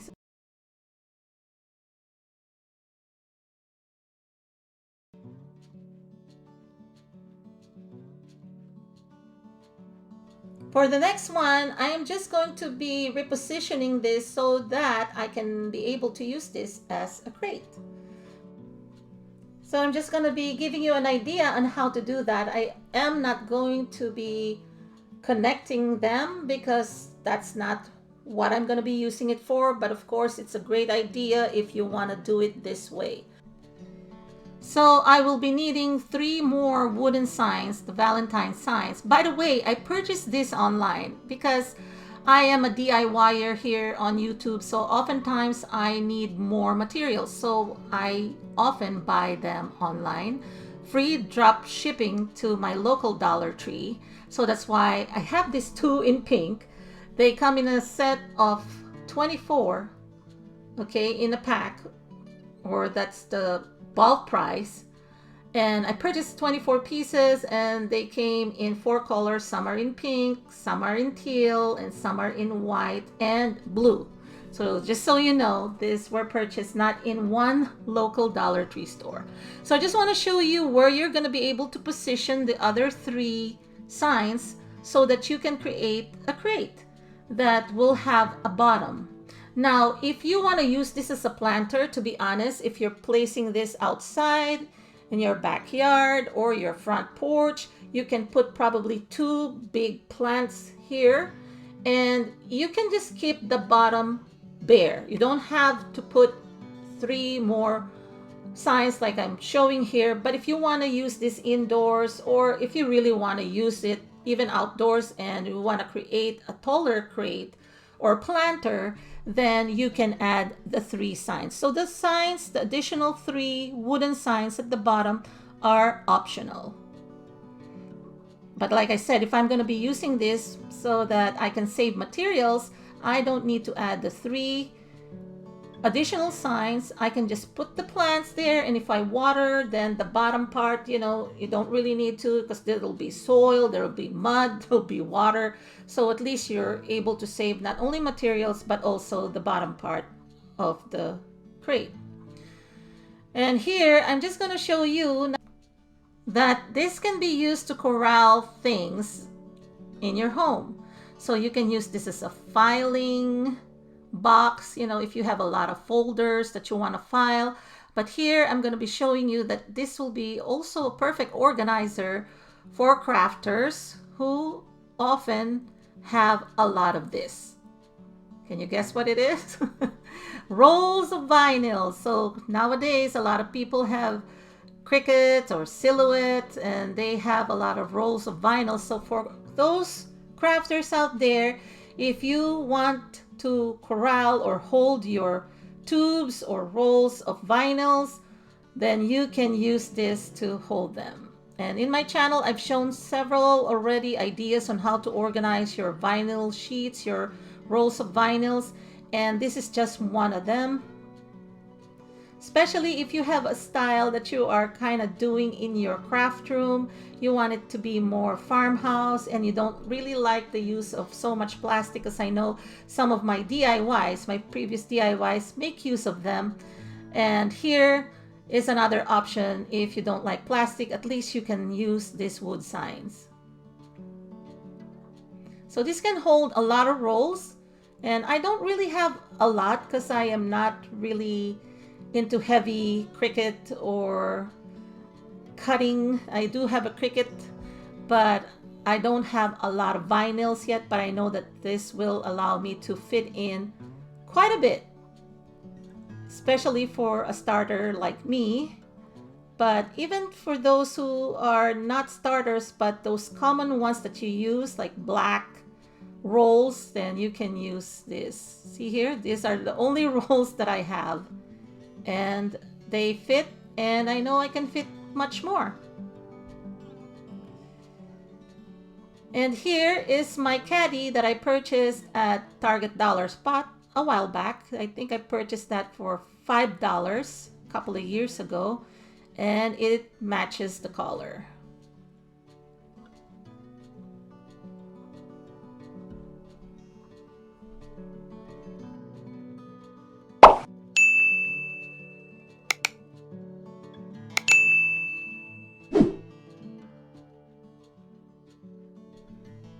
So I hope you like what I've done there too. So that's the before as a crate that can be used as an organizer for your paper or roll, or even probably gift wrapping paper, as long as they're not too tall. If you want to do 2 stacks of this to hold the taller rolls, that'll work out too. For the next DIY, I'm going to be making another display case, and this time I'm going to be using another different form of wood sign, or actually they're made of particle board from Dollar Tree, and this is the finished project just so you could preview it. It looks like a small house or a dollhouse, but I propped it up in fall when I made this. But towards the end of this video, I'm going to show you how else I'm going to be displaying things inside of it. So here are the wood signs that I got at Dollar Tree. They sell this seasonally. I purchased this during summertime. That's why the theme is about the beach, about swimming, about the sea. There's even a seashell on each one. I am going to be using a total of 6 pieces. They measure around 10-inch square, and I really love that they are sturdy. They may not be pure, heavy, thick wood, but they are sturdy enough. For this project, I'll be using, of course, a pair of scissors, my E6000, and then also my hot glue and glue gun, as well as my chalk paint. I'll be using a paintbrush to apply my chalk paint. And then I need a ready board, white foam board that they also sell at Dollar Tree. And I need my utility knife to cut. I'll be using this brown wood grain adhesive shelf liner from Dollar Tree as well. And then floral garden decorative nautical ropes that I also got at Dollar Tree. First, I'm going to be removing this decoration here because I want the wood to be flat, so I don't need anything that's protruding. And then I'm also even removing this rope here, or the string that is used to hang these pieces. And then I'm just gonna go ahead and remove even the stickers at the back, and then I'm gonna paint all over this wooden plaque. So on the top and on the side and at the back. Doesn't have to be perfect. I'm actually doing a little bit of a dry brush technique here because, again, I want it to look distressed or weathered. That's why I didn't even bother to even sand the pieces. If you want it smoother, then go for it. Just use the sandpaper and then remove the dust and then paint them. But here, as I was showing you, I didn't even have to make it perfect. I like it weathered look or even distressed. Using my E6000 in combination with my hot glue, I'll be connecting the pieces together. So first, this one, I'm using this to be my side of the house. So the bottom part will be one of the pieces, and then I am just gluing one on each side, on each opposite side. I'm kind of making a box first right now. So like I said, I'm combining E6000 with hot glue for stronger hold. The E6000 would dry overnight or several hours, and it will be the one that will keep this together for a long time, while the hot glue will already dry fast, at least to hold the pieces together initially until the E6000 cures. So I put in some notes there on this video. And as you can see, I'm putting something in between here so that they will stand up. This is the trick if you are trying to work by yourself. And then I'm putting another piece on top of those 2 pieces that I attached to the bottom piece. So if you imagine this building a house, you have a floor, the one at the bottom, and then you have 2 walls, the one on each side, and then the one on the top will be either your ceiling for the first floor, and then it'll be also the top of your house or the second level. Now, I use a foam board, and using this cutter that I got at Dollar Tree, I'm cutting this foam board and I give it a 1/4 of an inch allowance on each side and at the top part in order for me to connect them all together. I'm using the foam core board to the back just in case I want to create a window, and also it is wider than the plaque itself, because you might be wondering, I could have just used another plaque, but unfortunately it's not the case because it's not really even. I was trying it and there was some gaps, so I just decided to use a foam core board. Now here at the top, there's an advantage to those holes. So there are a total of 4 holes for these 2 pieces, and I just use my zip ties to hold them in place for now. So I'm not tightening the zip ties quite yet, only a little bit, enough for me to be able to expand it in a way that it is shaped like a rooftop. As you can see, I've been adjusting it to ensure that it kind of gives me that wiggle room or that allowance for me to do the pitch of the rooftop. So I'm gonna be applying hot glue and E6000 here again. E6000 is amazing, by the way, when it comes to stronger hold, but hot glue is really amazing too when it comes to instant gratification, although it's not as strong when it comes to holding things together, and that's when the E6000 comes in. So I'm doing that on each end.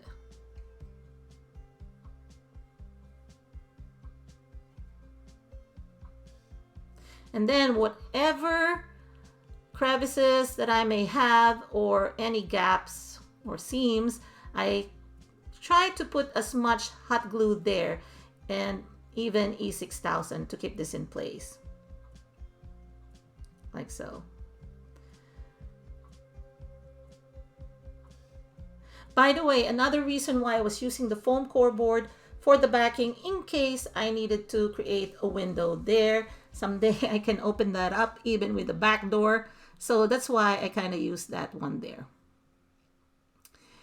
I'm applying more E6000 here.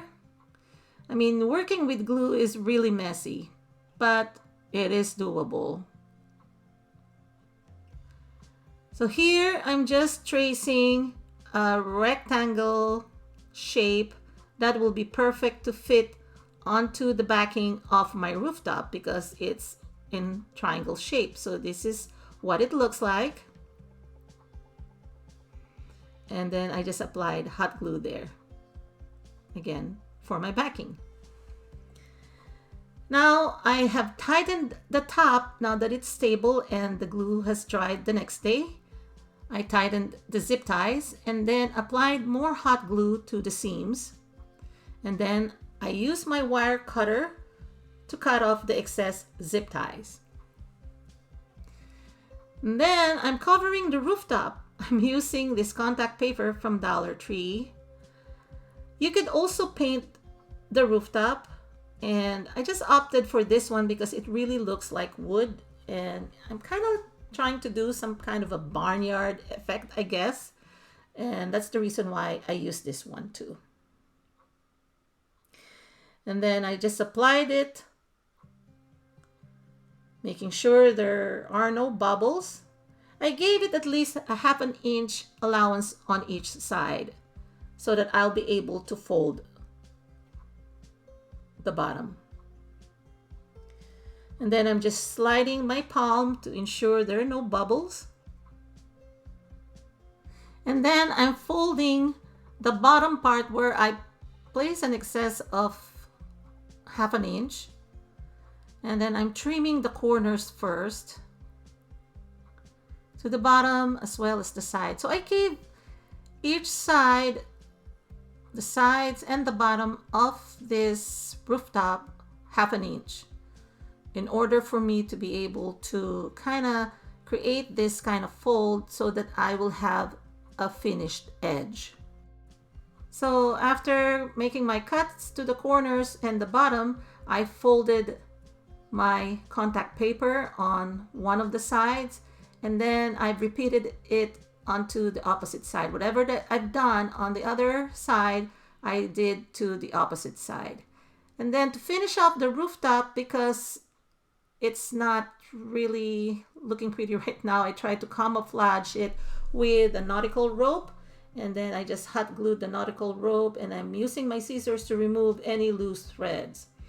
So this is my rustic barn slash house. I even covered the back with my contact paper to give it that wooden barnyard look.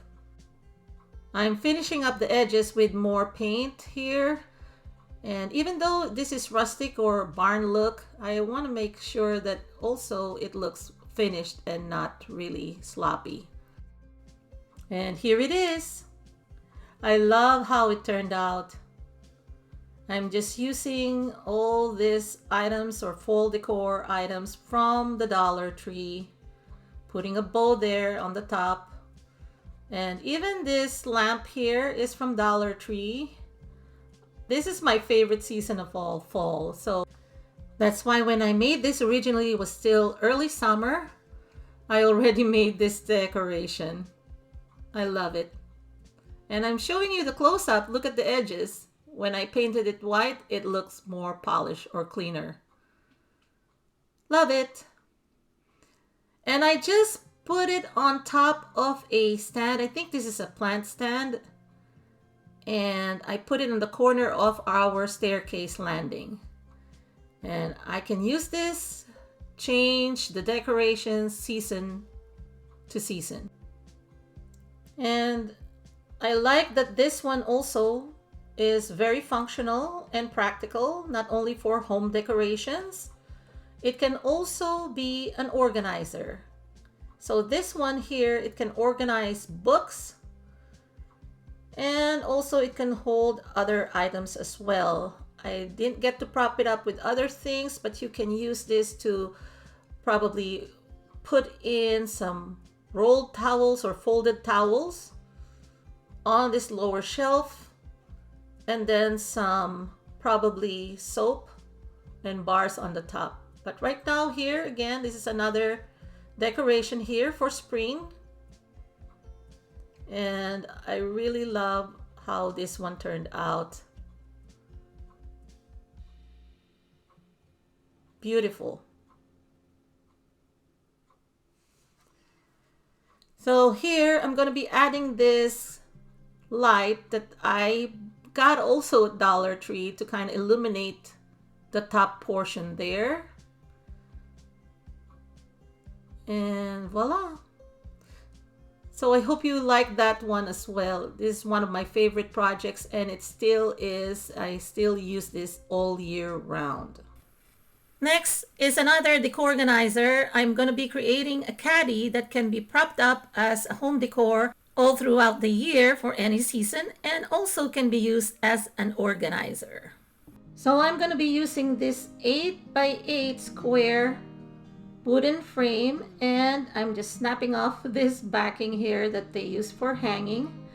And this is the right width that matches this dry erase paddle board. So I'm just going to be painting the sides, the inner sides here, using my Rust-Oleum chalk paint. Now this is not sponsored. I purchased this at Amazon, and I can link it in the description box below in case you're interested. Now I'm going to be using also this jumbo craft sticks, and I think they sell them also at Dollar Tree, but I got mine at Amazon, and I'll be linking them in the description box below again in case you're interested. I believe Walmart sells them as well. So this is just a small cut that I'm making. So because it is so thin, I am going to be just cutting one end. I'm not cutting both ends. So I'm just trimming it to size so that it'll fit inside the back of my frame. I'm just using a sharp pair of scissors here.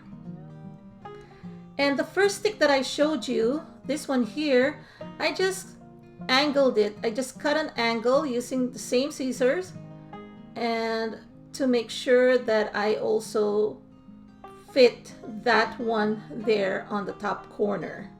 So that'll be my first stick, and then the rest I am just going to be using them in full, except for the last two. The second from the last one, I cut the angles as well, but since there is a space there, a small space, I am cutting one piece to size in order for it to fit. I'm just using this box cutter, and I am just scoring it lightly, and then until I'm able to snap it like so. And then I'm gonna be cutting or trimming each end with angles so that they will just fit in that corner.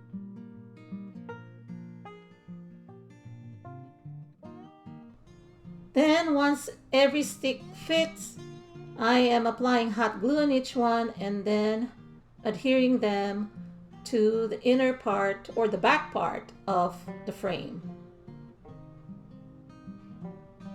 Just using hot glue. If you're new to my channel, welcome. If you haven't subscribed yet, please do subscribe and don't forget to click that notification bell icon so that you will not miss any of my new uploads. I love making organizers and home decor as well, and if I can do them in one project, all the better.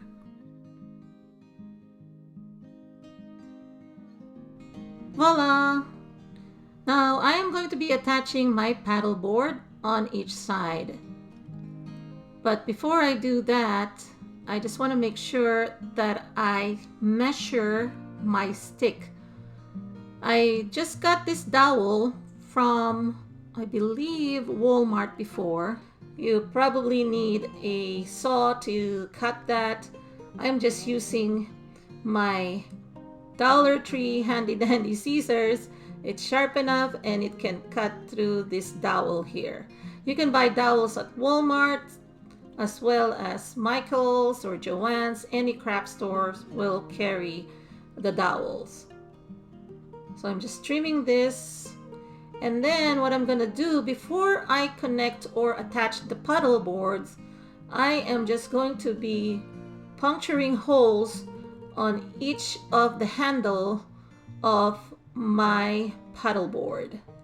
So I'm just marking where I am going to be puncturing the holes. Now you can use a drill or a screwdriver, a manual screwdriver or an electric drill. You can use that. Just showing you, you can use this Dollar Tree scissors. Actually, this is so tough, and I've used this to even cut those, you know, garden fences and even wires, floral wires.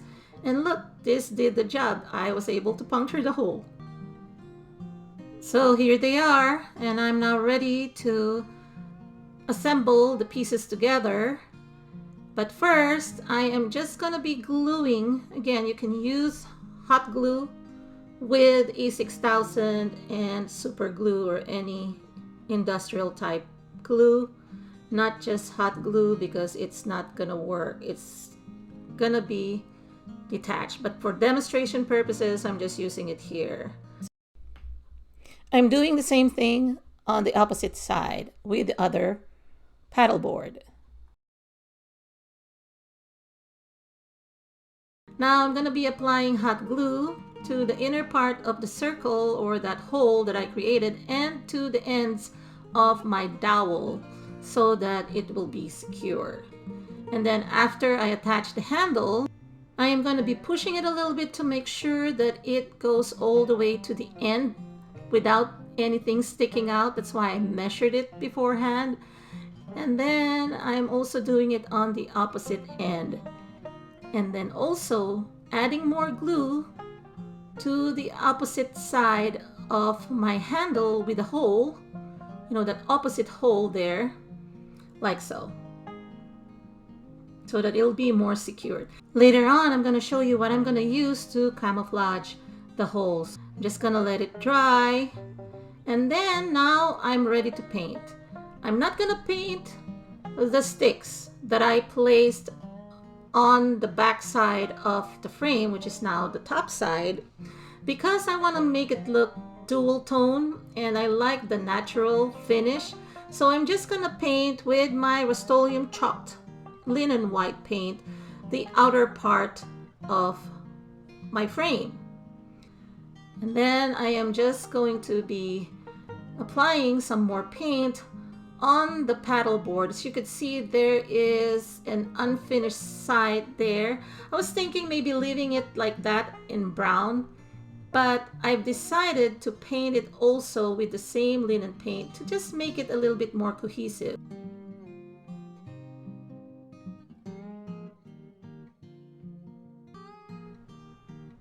Probably gonna choose this here. I'm just gonna create a couple of bows to cover this, or you can put buttons or anything that you may want to use. So I'm just gonna go ahead and create simple bows to attach or or glue here so that at least the hole will not be showing up. I'm just going to be hot gluing it.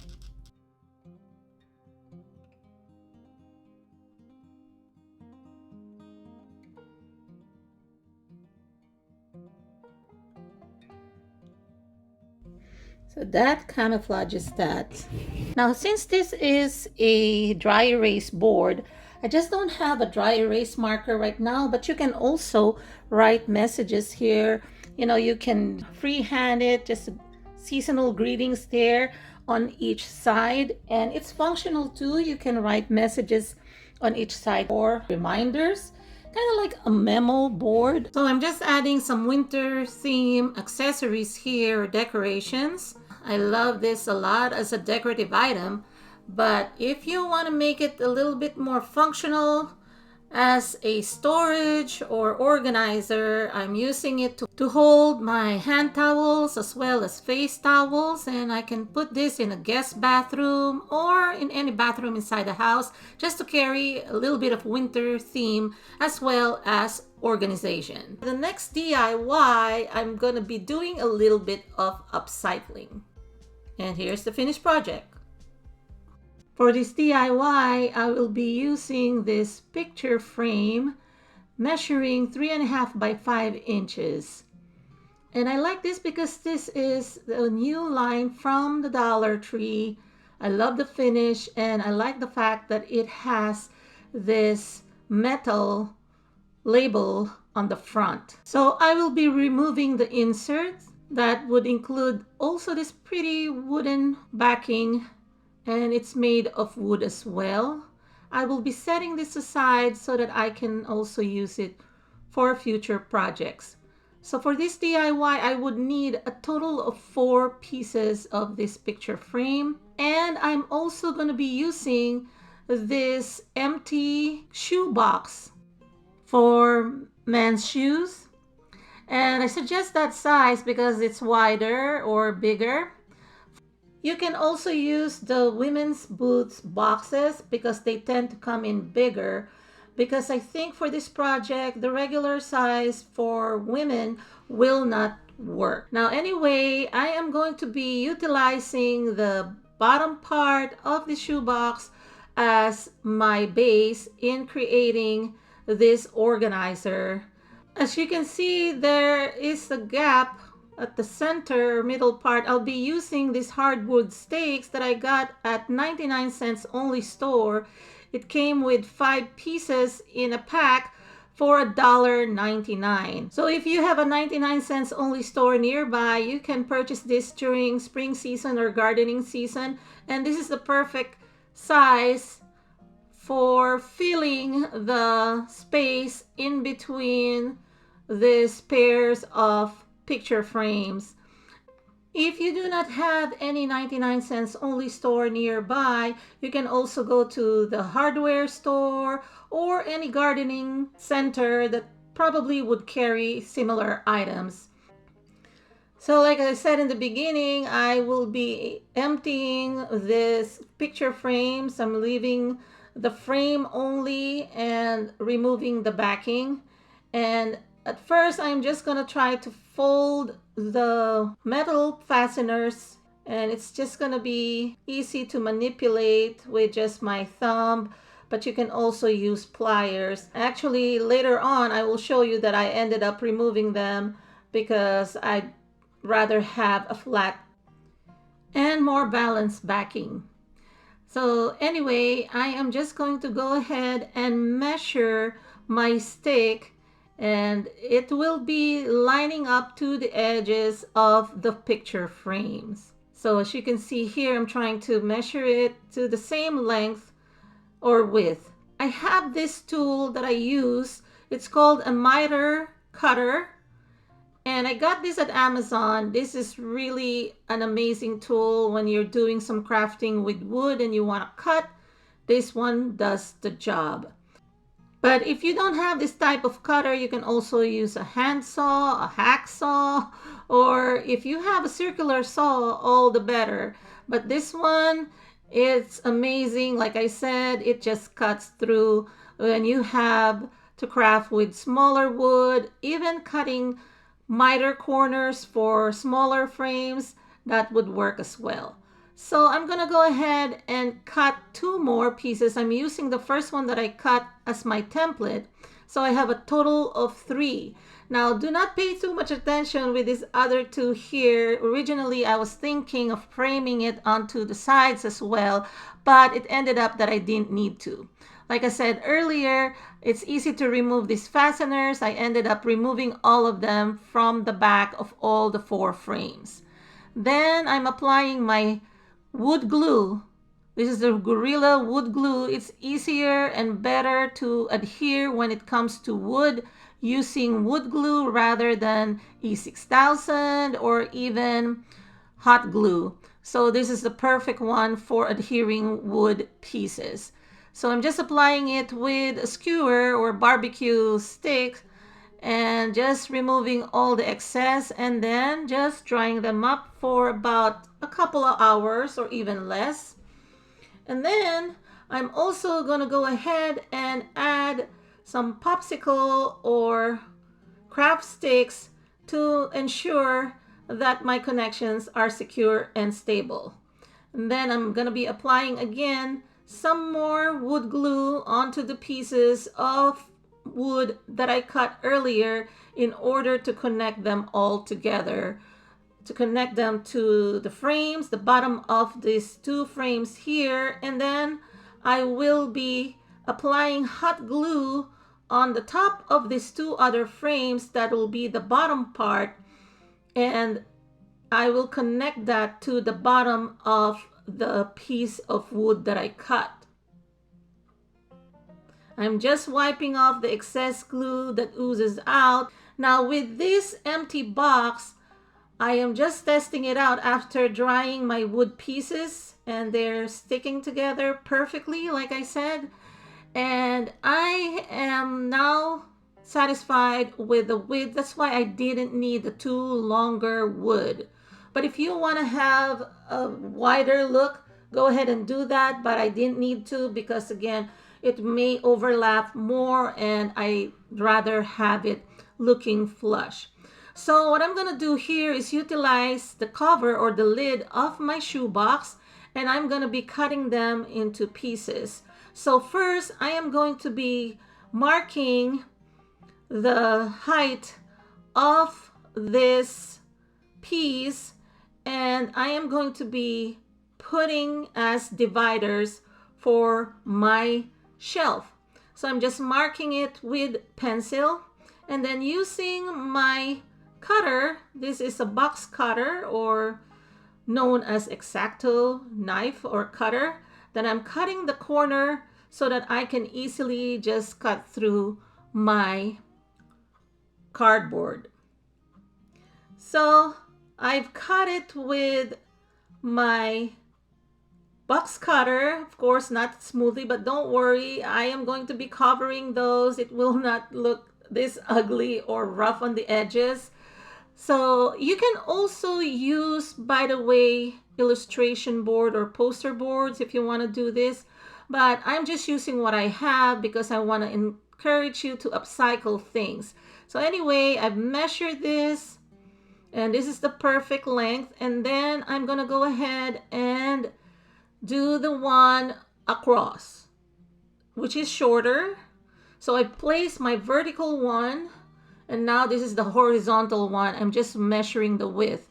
Now my advice to you, measure twice, cut once. I did it incorrectly. Instead of cutting onto the right of that, I cut it a little short, but that's okay. I am going to be solving this with additional material that I have left over. So I realized my mistake there, but that's okay. It's no big deal because, again, this is not going to show up anyway. They will be just the internal part of my project. So here I just marked the center of the 2 pieces and then cut a slit on each one, leaving about a half an inch on each one, and then that's where I connected them, kind of like an intersection. I connect them.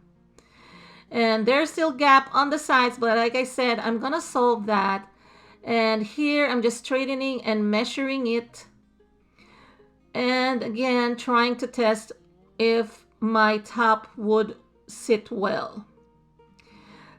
So what I'm gonna do is I'm gonna be utilizing also the remaining parts of my lid, and I am going to go ahead and use them to support my shelves. So I am going to go ahead and cut that border or strip to glue it at the center of my empty box. I trim this one to size, and then I'm going to be applying hot glue, and then I am just going to be placing it at the center like so. And then I'm going to do the remaining pieces again, just kind of like creating a perpendicular or a cross, and then just hot gluing it at the center here. This will offer additional support for my shelves. And then my remaining piece here, I'm gonna cut them into smaller pieces, equal height, and that's the one that I'm gonna be using to fill in the gaps. As a matter of fact, even if I had a good measure earlier, I would prefer to have additional support like this to make it a little bit better. So hot gluing those two pieces again, one on each side, like so. And then now I'm gonna go ahead and check this out for measure and see if it fits snugly, and it does. So I'm just gonna go ahead and apply hot glue on this side here and on that side there, and then I'm just gonna go ahead and attach it to those cardboard excess that I have placed. And then I am just gonna go ahead and straighten it, making sure that everything lines up properly, and then applying more hot glue to ensure that they connect well. If there are any gaps, this is where I am going to be applying my glue to secure my shelf. Now I'm going to be adding this Gorilla Tape to go. You can also use electric tape just to cover the shelves so that it will look much better, because again, the edges are kind of rough when I cut them. I didn't do a smooth cut, and so I'm just utilizing this to cover the edges. You can also use washi, but since I have this anyway on hand, my husband bought this. It's in his toolbox, so I borrowed it and told him I'm going to be using some of them. And it worked out well because my shoe box, which I'm not going to be painting, by the way, because I like the finish. I like the black matte on this box. And also the interior, I like the tan color. So the combination or the contrast of the black and the tan really works out fine for me. And then that's it. Now I can start assembling this or attaching the top. I placed this block, which I got from one of my projects, a leftover from those box signs that I've been using. You can also use those tumbling blocks, 2 of them. Just place them at the center where the shelves intersect, just to provide additional support because there's a gap there. So I'm just going to be applying hot glue to the edges of my empty shoe box, which is not too empty right now because I've attached my shelves. And then I am just going to go ahead and connect my wooden frames. You can also use E6000 if you prefer for a stronger hold, But I like using hot glue whenever I can. It provides a strong hold as well, depending on the material. So the combination of the cardboard and the wood with the hot glue works out just fine. Wood glue would work fine as well, but the reason why I'm using hot glue, in case I need to dismantle this, it'll be much faster if I want to remove the backing. And it works out fine. You will see in the end, it is a durable connection. Now, I'm also off camera putting in some additional or leftover of my shoe boxes lid and placing them where there are gaps on the top shelf, because as you can see, this is not really flush on the center part, so I'm just adding them just to make it look better. But like I said, this one would hardly show the interior because it's going to be covered with things that you're going to put in. So here I'm just adding more hot glue to the edges or to the connections to secure it much better. And I am done. Voila!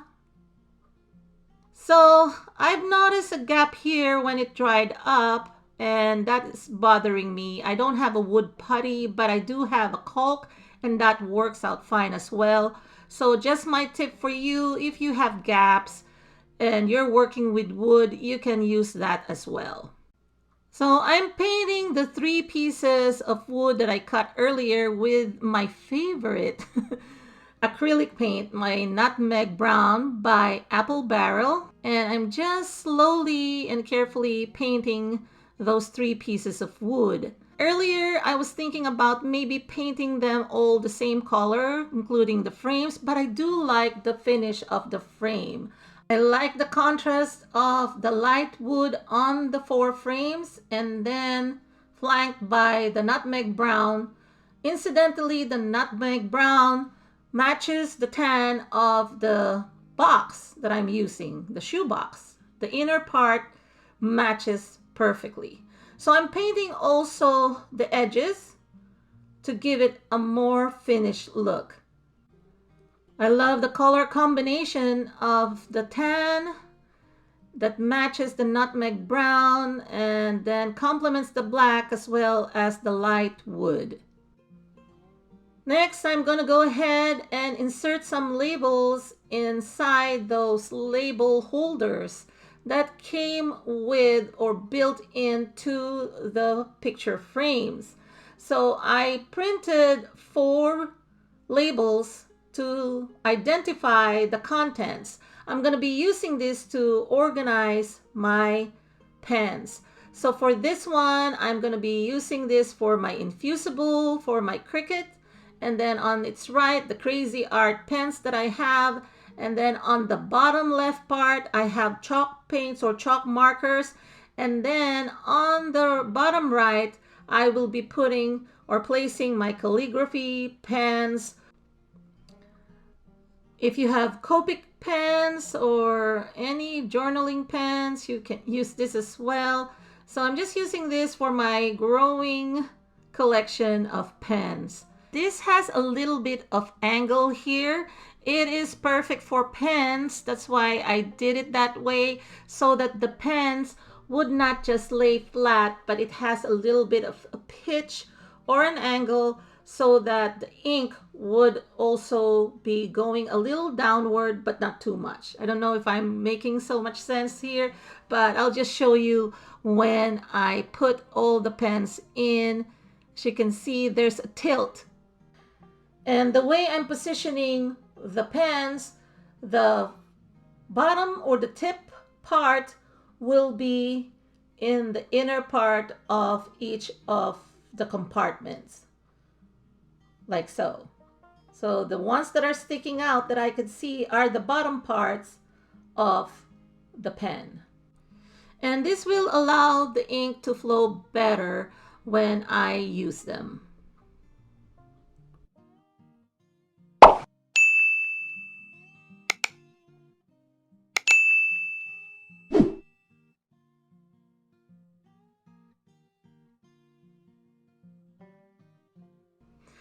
So this is it, the final project.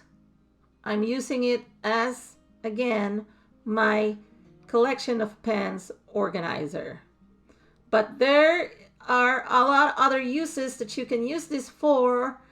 But for me, I'm using this because I love journaling and I do like coloring books and I like using different colors of pens. But I am also showing here that you can use this for maybe your note cards.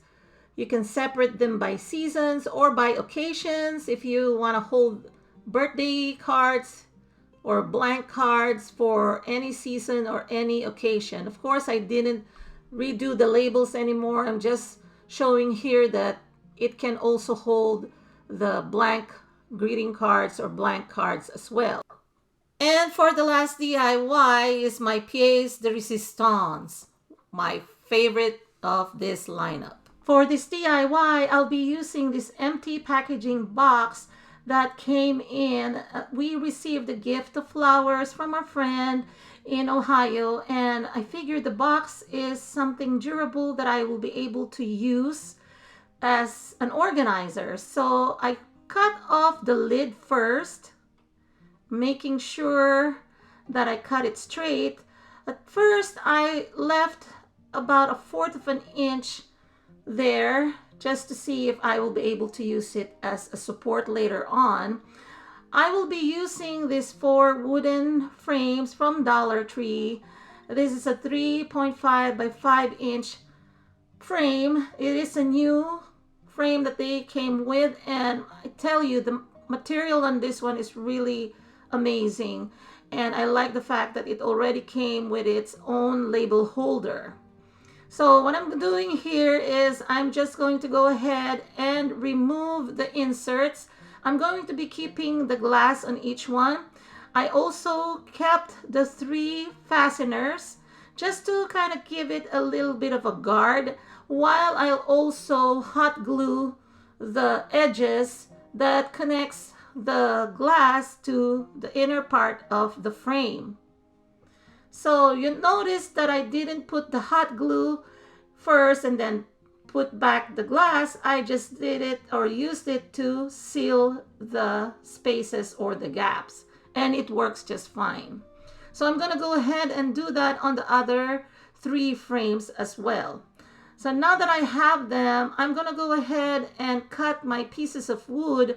In my previous DIY, I showed you that I purchased a set of 5 stakes or wooden stakes or garden stakes that I got at 99-cents only store for $1.99.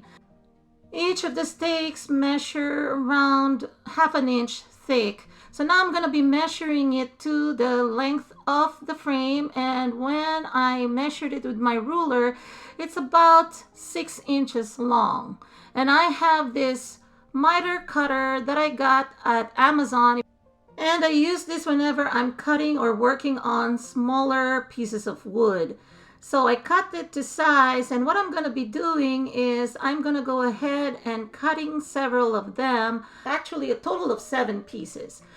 I'm also cutting or trimming that 1/4 of an inch that I left, the overhang that I thought I might need. So now the 2 sides line up.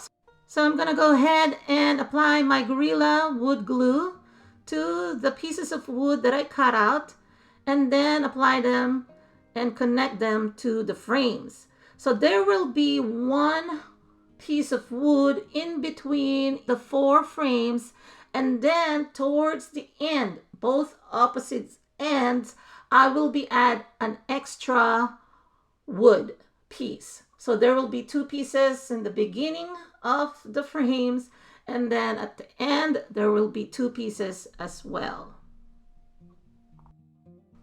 Each time before the glue dries up, anything that oozes out, I'm wiping it with a damp paper towel. So I'm also applying the glue on the side of the frame on this one, and then attach it to the wood piece. Like I said earlier, all of them will be connected next to each other, and there will be 1 wood piece that I cut out in between those frames.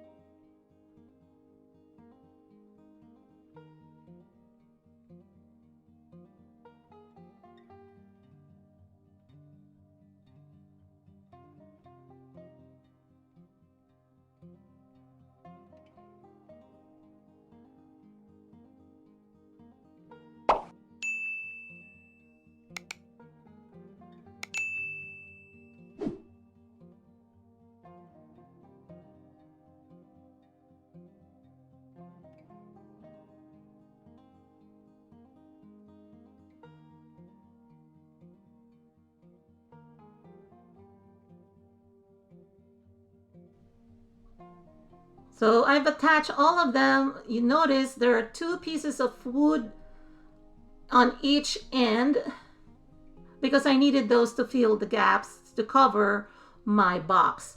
And I'm flanking them with heavy items.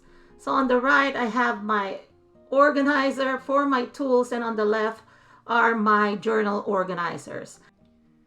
Next, I'm gonna go ahead and cut out a cardboard to fill in this unlevel corner here or end, and then I'm just hot gluing it in place. It doesn't have to be so flush. I just need it so that it will have an even surface that doesn't have any big gap, because what I'm gonna do is I'm gonna go ahead and cut my popsicle or craft sticks.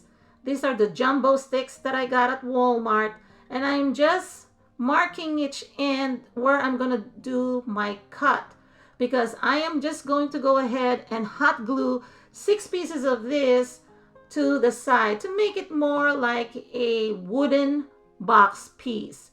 So I'm just gonna go ahead and use a sharp pair of scissors to cut my first stick on the lines, and then I'm gonna go ahead and test that for size, and if it works out, I'm gonna use that as kind of like my guide or my template to cut the other pieces. So I need a total of 12 pieces of jumbo sticks. Again, you can get them at Walmart. They also sell them at Amazon, and at Walmart I think it's just like 98 cents for a pack of 20 if I'm not mistaken. Dollar Tree sometimes carries them as well. So anyway, I'm gonna go ahead and apply hot glue and then connect all of them to the side. 6 pieces on one side and 6 pieces on the other side, just to cover everything. And here it is. This is what it looks like after I hot glued them to the side. And then I'm gonna go ahead and attach my front. So this is when I noticed I think I should have done something differently in the beginning. Before hot gluing all of my glasses onto the frame, I should have used the frame as my guide, and then perhaps after I connected all the pieces together with the wood glue, I should have then saved for the later part to hot glue the glass. But you know, sometimes whenever I'm doing my DIY, that's when I realize, oops, I made an oops here. But here's how I'm gonna solve it. I'm gonna go ahead and put the inserts kind of like laid back on where it's supposed to be earlier, but I'm not gonna glue it into place, but I'm gonna put glue dots. You can also put double-sided tapes, or maybe even apply a dab of hot glue, although it dries too fast. Probably that's not a very good idea, but anything that can help it adhere quickly. So glue dots or double-sided tapes. And then I just line up the side where I'm going to be doing my cut to the frame, and then hoping, and it did work.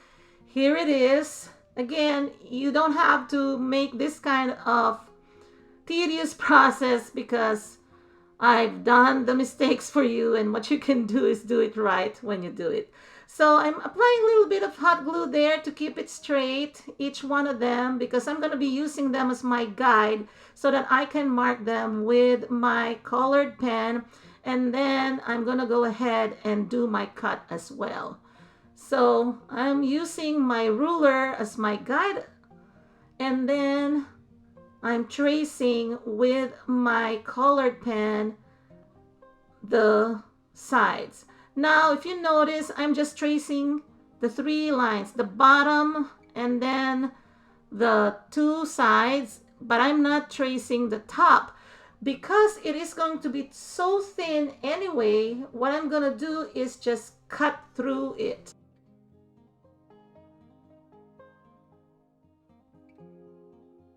So I'm just using my box cutter again. You know, this is just a simple X-Acto knife or box cutter.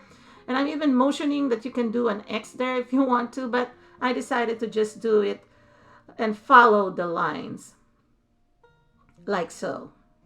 So as you can see, I didn't leave anything. If my box was a little higher, then I could have left more materials, but since it's going to be just so thin, it just wouldn't matter anyway. Now I'm going to be applying again my wood glue onto the spaces where my frames will be sitting or connecting to. And you don't have to worry about support here because I cut out the top. I am going to show you that there will be support here as I progress with this DIY. Make sure that when you're applying your glue, apply it generously because you are going to be connecting the frames. So be generous with it, which is what I've done. And then I'm going to go ahead and then put or lay down my frames on top of them, like so. Make sure to act quickly. The good thing about wood glue as opposed to hot glue, it doesn't dry as fast, so you will have a little bit of time to adjust things to make sure that they line up. So I dried it up about 2 hours, and then I applied hot glue to the seams, as you can see here, just so that I have a little bit more of security there. I'm securing it in place, even though the wood glue is already in my mind enough, but it always helps when you have an extra support. So I've decided to add heavy objects again and lean it back to the wall to cure it overnight, and I called it a day. The next day, I've decided to use the lid. I've used every piece here, just so you know. So I'm cutting this one to size here, and I've noticed that this is gonna be the exact size that will fit inside. So I just cut it with my pair of scissors, and then the one where you see there's a tape there, the white tape, that's the one that I'm going to be putting at the bottom so that it will be more leveled and it will add a little bit more of support at the bottom. So I just trimmed a little bit on each end to make sure that it fits securely, and then I just pushed it down and voila. Now the tape, it doesn't bother me at all. I'm just going to leave it there because when I fill this up with things, it will be covered by the items I'm putting inside. So now I'm going to go ahead and measure the inner part and then create my dividers using my remaining piece of that lid. So I'm measuring it about 7 inches long, and then I'm marking this piece here of cardboard in equal size. And then I drew lines to subdivide them, and then that'll be my guide when I cut with my sharp scissors again.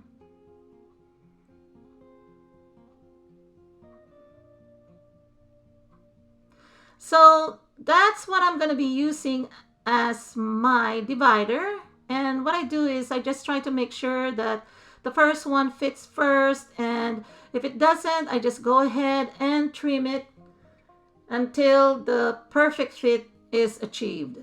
As you can see here, I'm still making cuts on each side.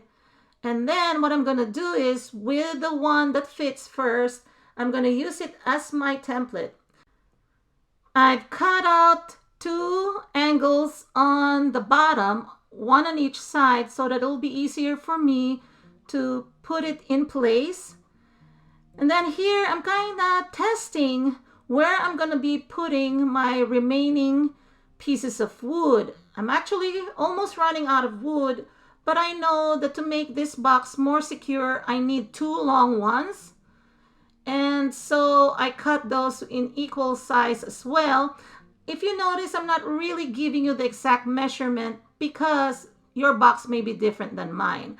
Now I'm showing you here another box. This is actually an Amazon packaging box that I'm using, and I'm cutting them, tracing the dividers, because I figured those that I cut out earlier were too thin, and to double them up would be better, and also camouflages the decoration or the printed part, like the color purple as well as some letters there. So it hits 2 birds with 1 stone here by camouflaging that, as well as providing the thickness, making my dividers more secure. So I'm just using my scissors again to cut out these pieces after I hot glue them together. And then I'm just going to go ahead and test them out, see if they fit the size. So I'm going to leave this raw. That's the reason why I want it double-sided, looking like a cardboard. Actually, they're not going to show up once I fill them up. But you can do whatever you want. You can put contact paper, any decorative paper, or even paint the inner part if you like. So what I'm doing here is I'm going to be applying hot glue to the bottom part and also the sides, so that I can secure each of the divider in place, like so.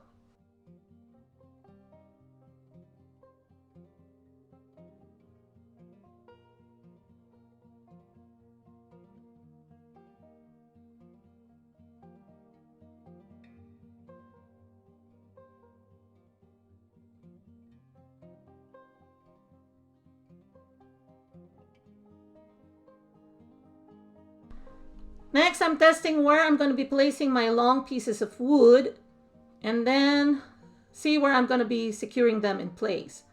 At first, I was going to be putting this one here behind the frames, but then I figured perhaps I do not really need them there because I want the opening to be really huge too. I don't want too much obstruction. So I'm going to be putting it on top of the frame, thereby finishing off that top part there, and then I'm placing the other piece of long wood behind it.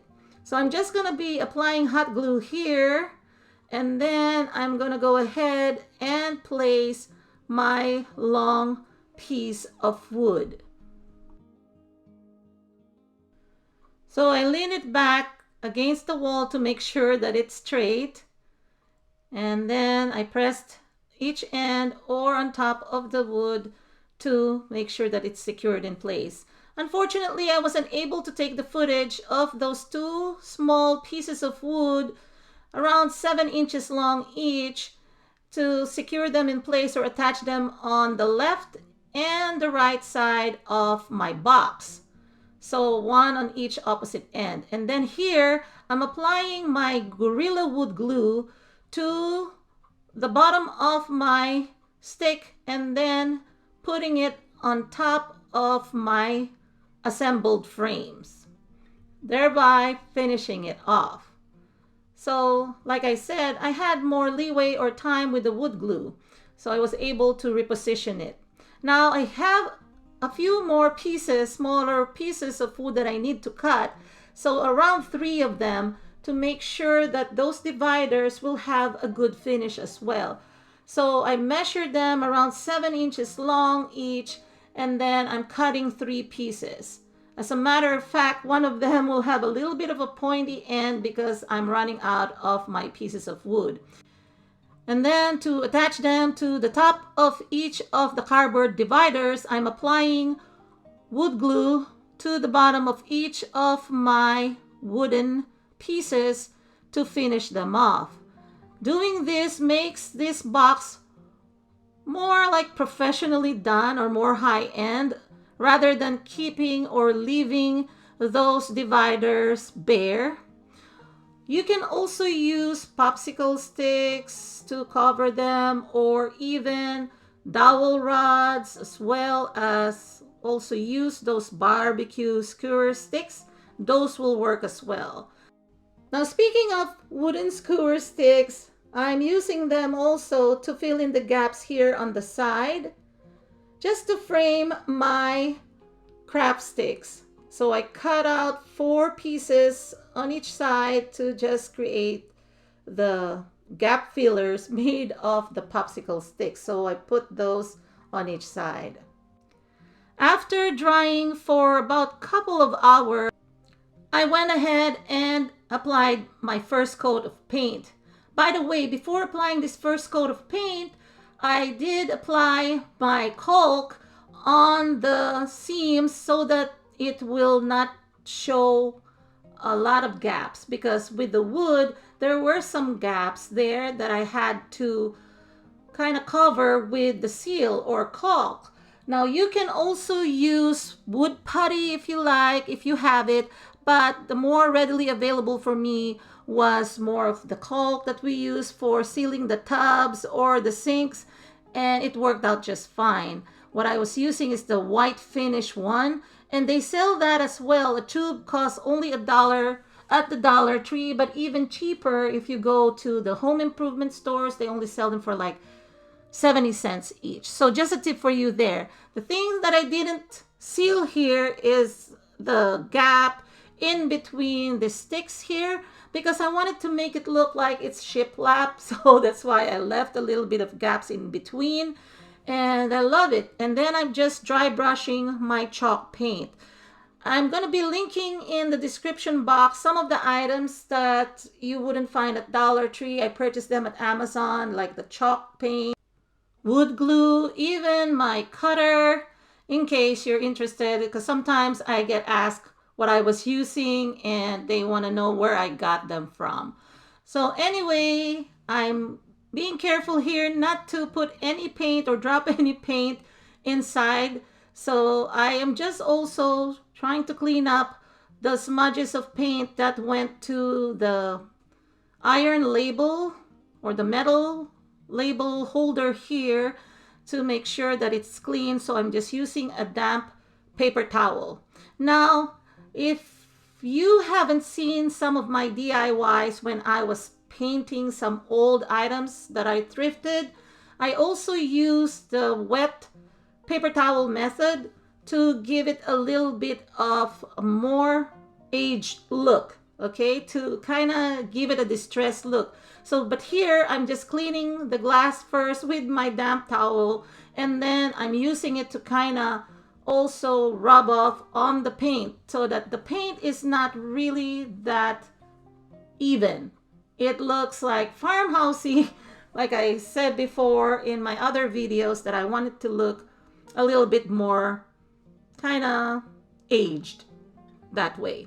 So this is what it looks like. Even the sides look like shiplap. I love that.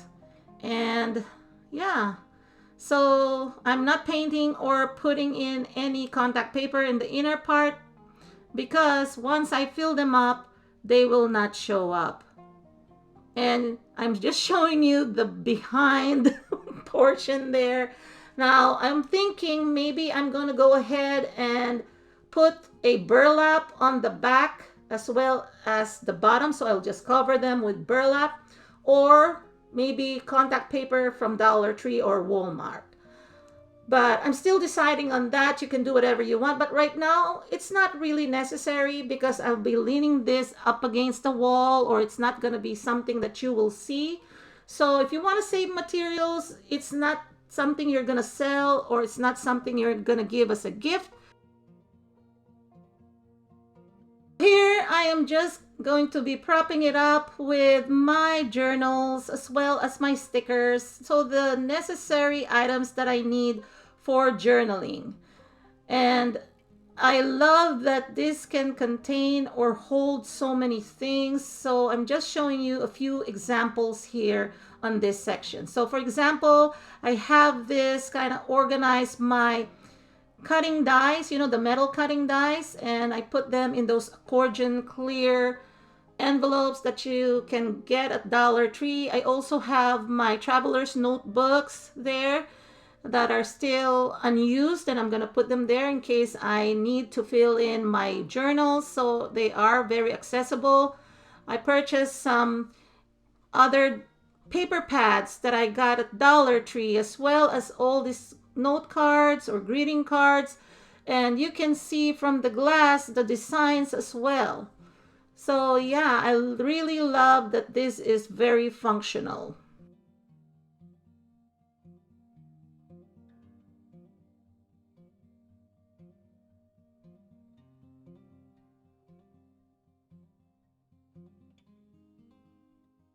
In case you're new to my channel and you haven't seen this one here, I also use the same frames. I only painted those pieces of wood with nutmeg brown acrylic paint. So perhaps I'm going to be painting them white as well, just to match with this, because I'm thinking of probably keeping this for my craft or journaling table. Here it's going to fit in also the 6x6 paper pads, as well as the 4x5 or those smaller paper pads that they also sell at Dollar Tree or Michael's or any craft stores. And this is how I organize my paper pads. Even my 12x12 paper pads, I put them inverted because it's easier to find the designs that way. I don't even have to lift them up. All I need to do is use my fingers and then just flip through the pages, and then I can see the designs. And if I find anything that I like, I'm gonna go ahead and lift it up. So just an extra tip there to make it easier for you to organize your paper pads. Next, I'm gonna go ahead and use it to organize or store my potatoes, my veggies or tubers that do not necessarily need to go in the refrigerator, like these red potatoes here, and then also these gemstone potatoes. Those are the mini potatoes, as well as lemons and limes, or even garlic, or anything that can be stored outside the refrigerator or shouldn't be stored inside the refrigerator. I like that the glass itself will allow you to see what's inside, but aside from that, you can also print some labels from your printer, like what I've done here. I added labels to also identify what's inside the storage box that I just created. I love the farmhouse look, and like I said, I left the inside bare just so that it will be a little bit more rustic also, rather than putting anything there that may not match my decor. I love it. And then finally, I'm going to show you that this one will work also as a pantry organizer. You can easily identify what's inside. You don't have to put the label anymore. The label is optional, but because of the clear glass from the frame, you can easily identify the contents of each of the compartment, like this kimchi noodle soup, as well as the microwavable popcorn, and as well as this dark chocolate morsels. And at the end, I'm going to be putting some also cookies or Milano chocolate cookies that we really love in our household. This multi-purpose organizer can be used anywhere in your home, whether it's your home office, your craft room, your bathroom, your kitchen or pantry, anywhere. It can fit so many things as well. So I hope you enjoyed this video, everyone, and I hope that I have inspired you to upcycle and reuse, especially nowadays when a lot of things are being ordered online and they come in shipping boxes. You don't have to spend so much money to upcycle them. You can use dollar store items or things that you may already have around the home, combine them together. So I hope you enjoyed this video. If you did, please give it a thumbs up. Please share to anyone who may be interested in these types of projects. And if you haven't subscribed yet, please do subscribe. And don't forget to click that notification bell icon so that you will not miss any of my new uploads. I will talk to you again on my next video, everyone. Take care and God bless. Bye-bye.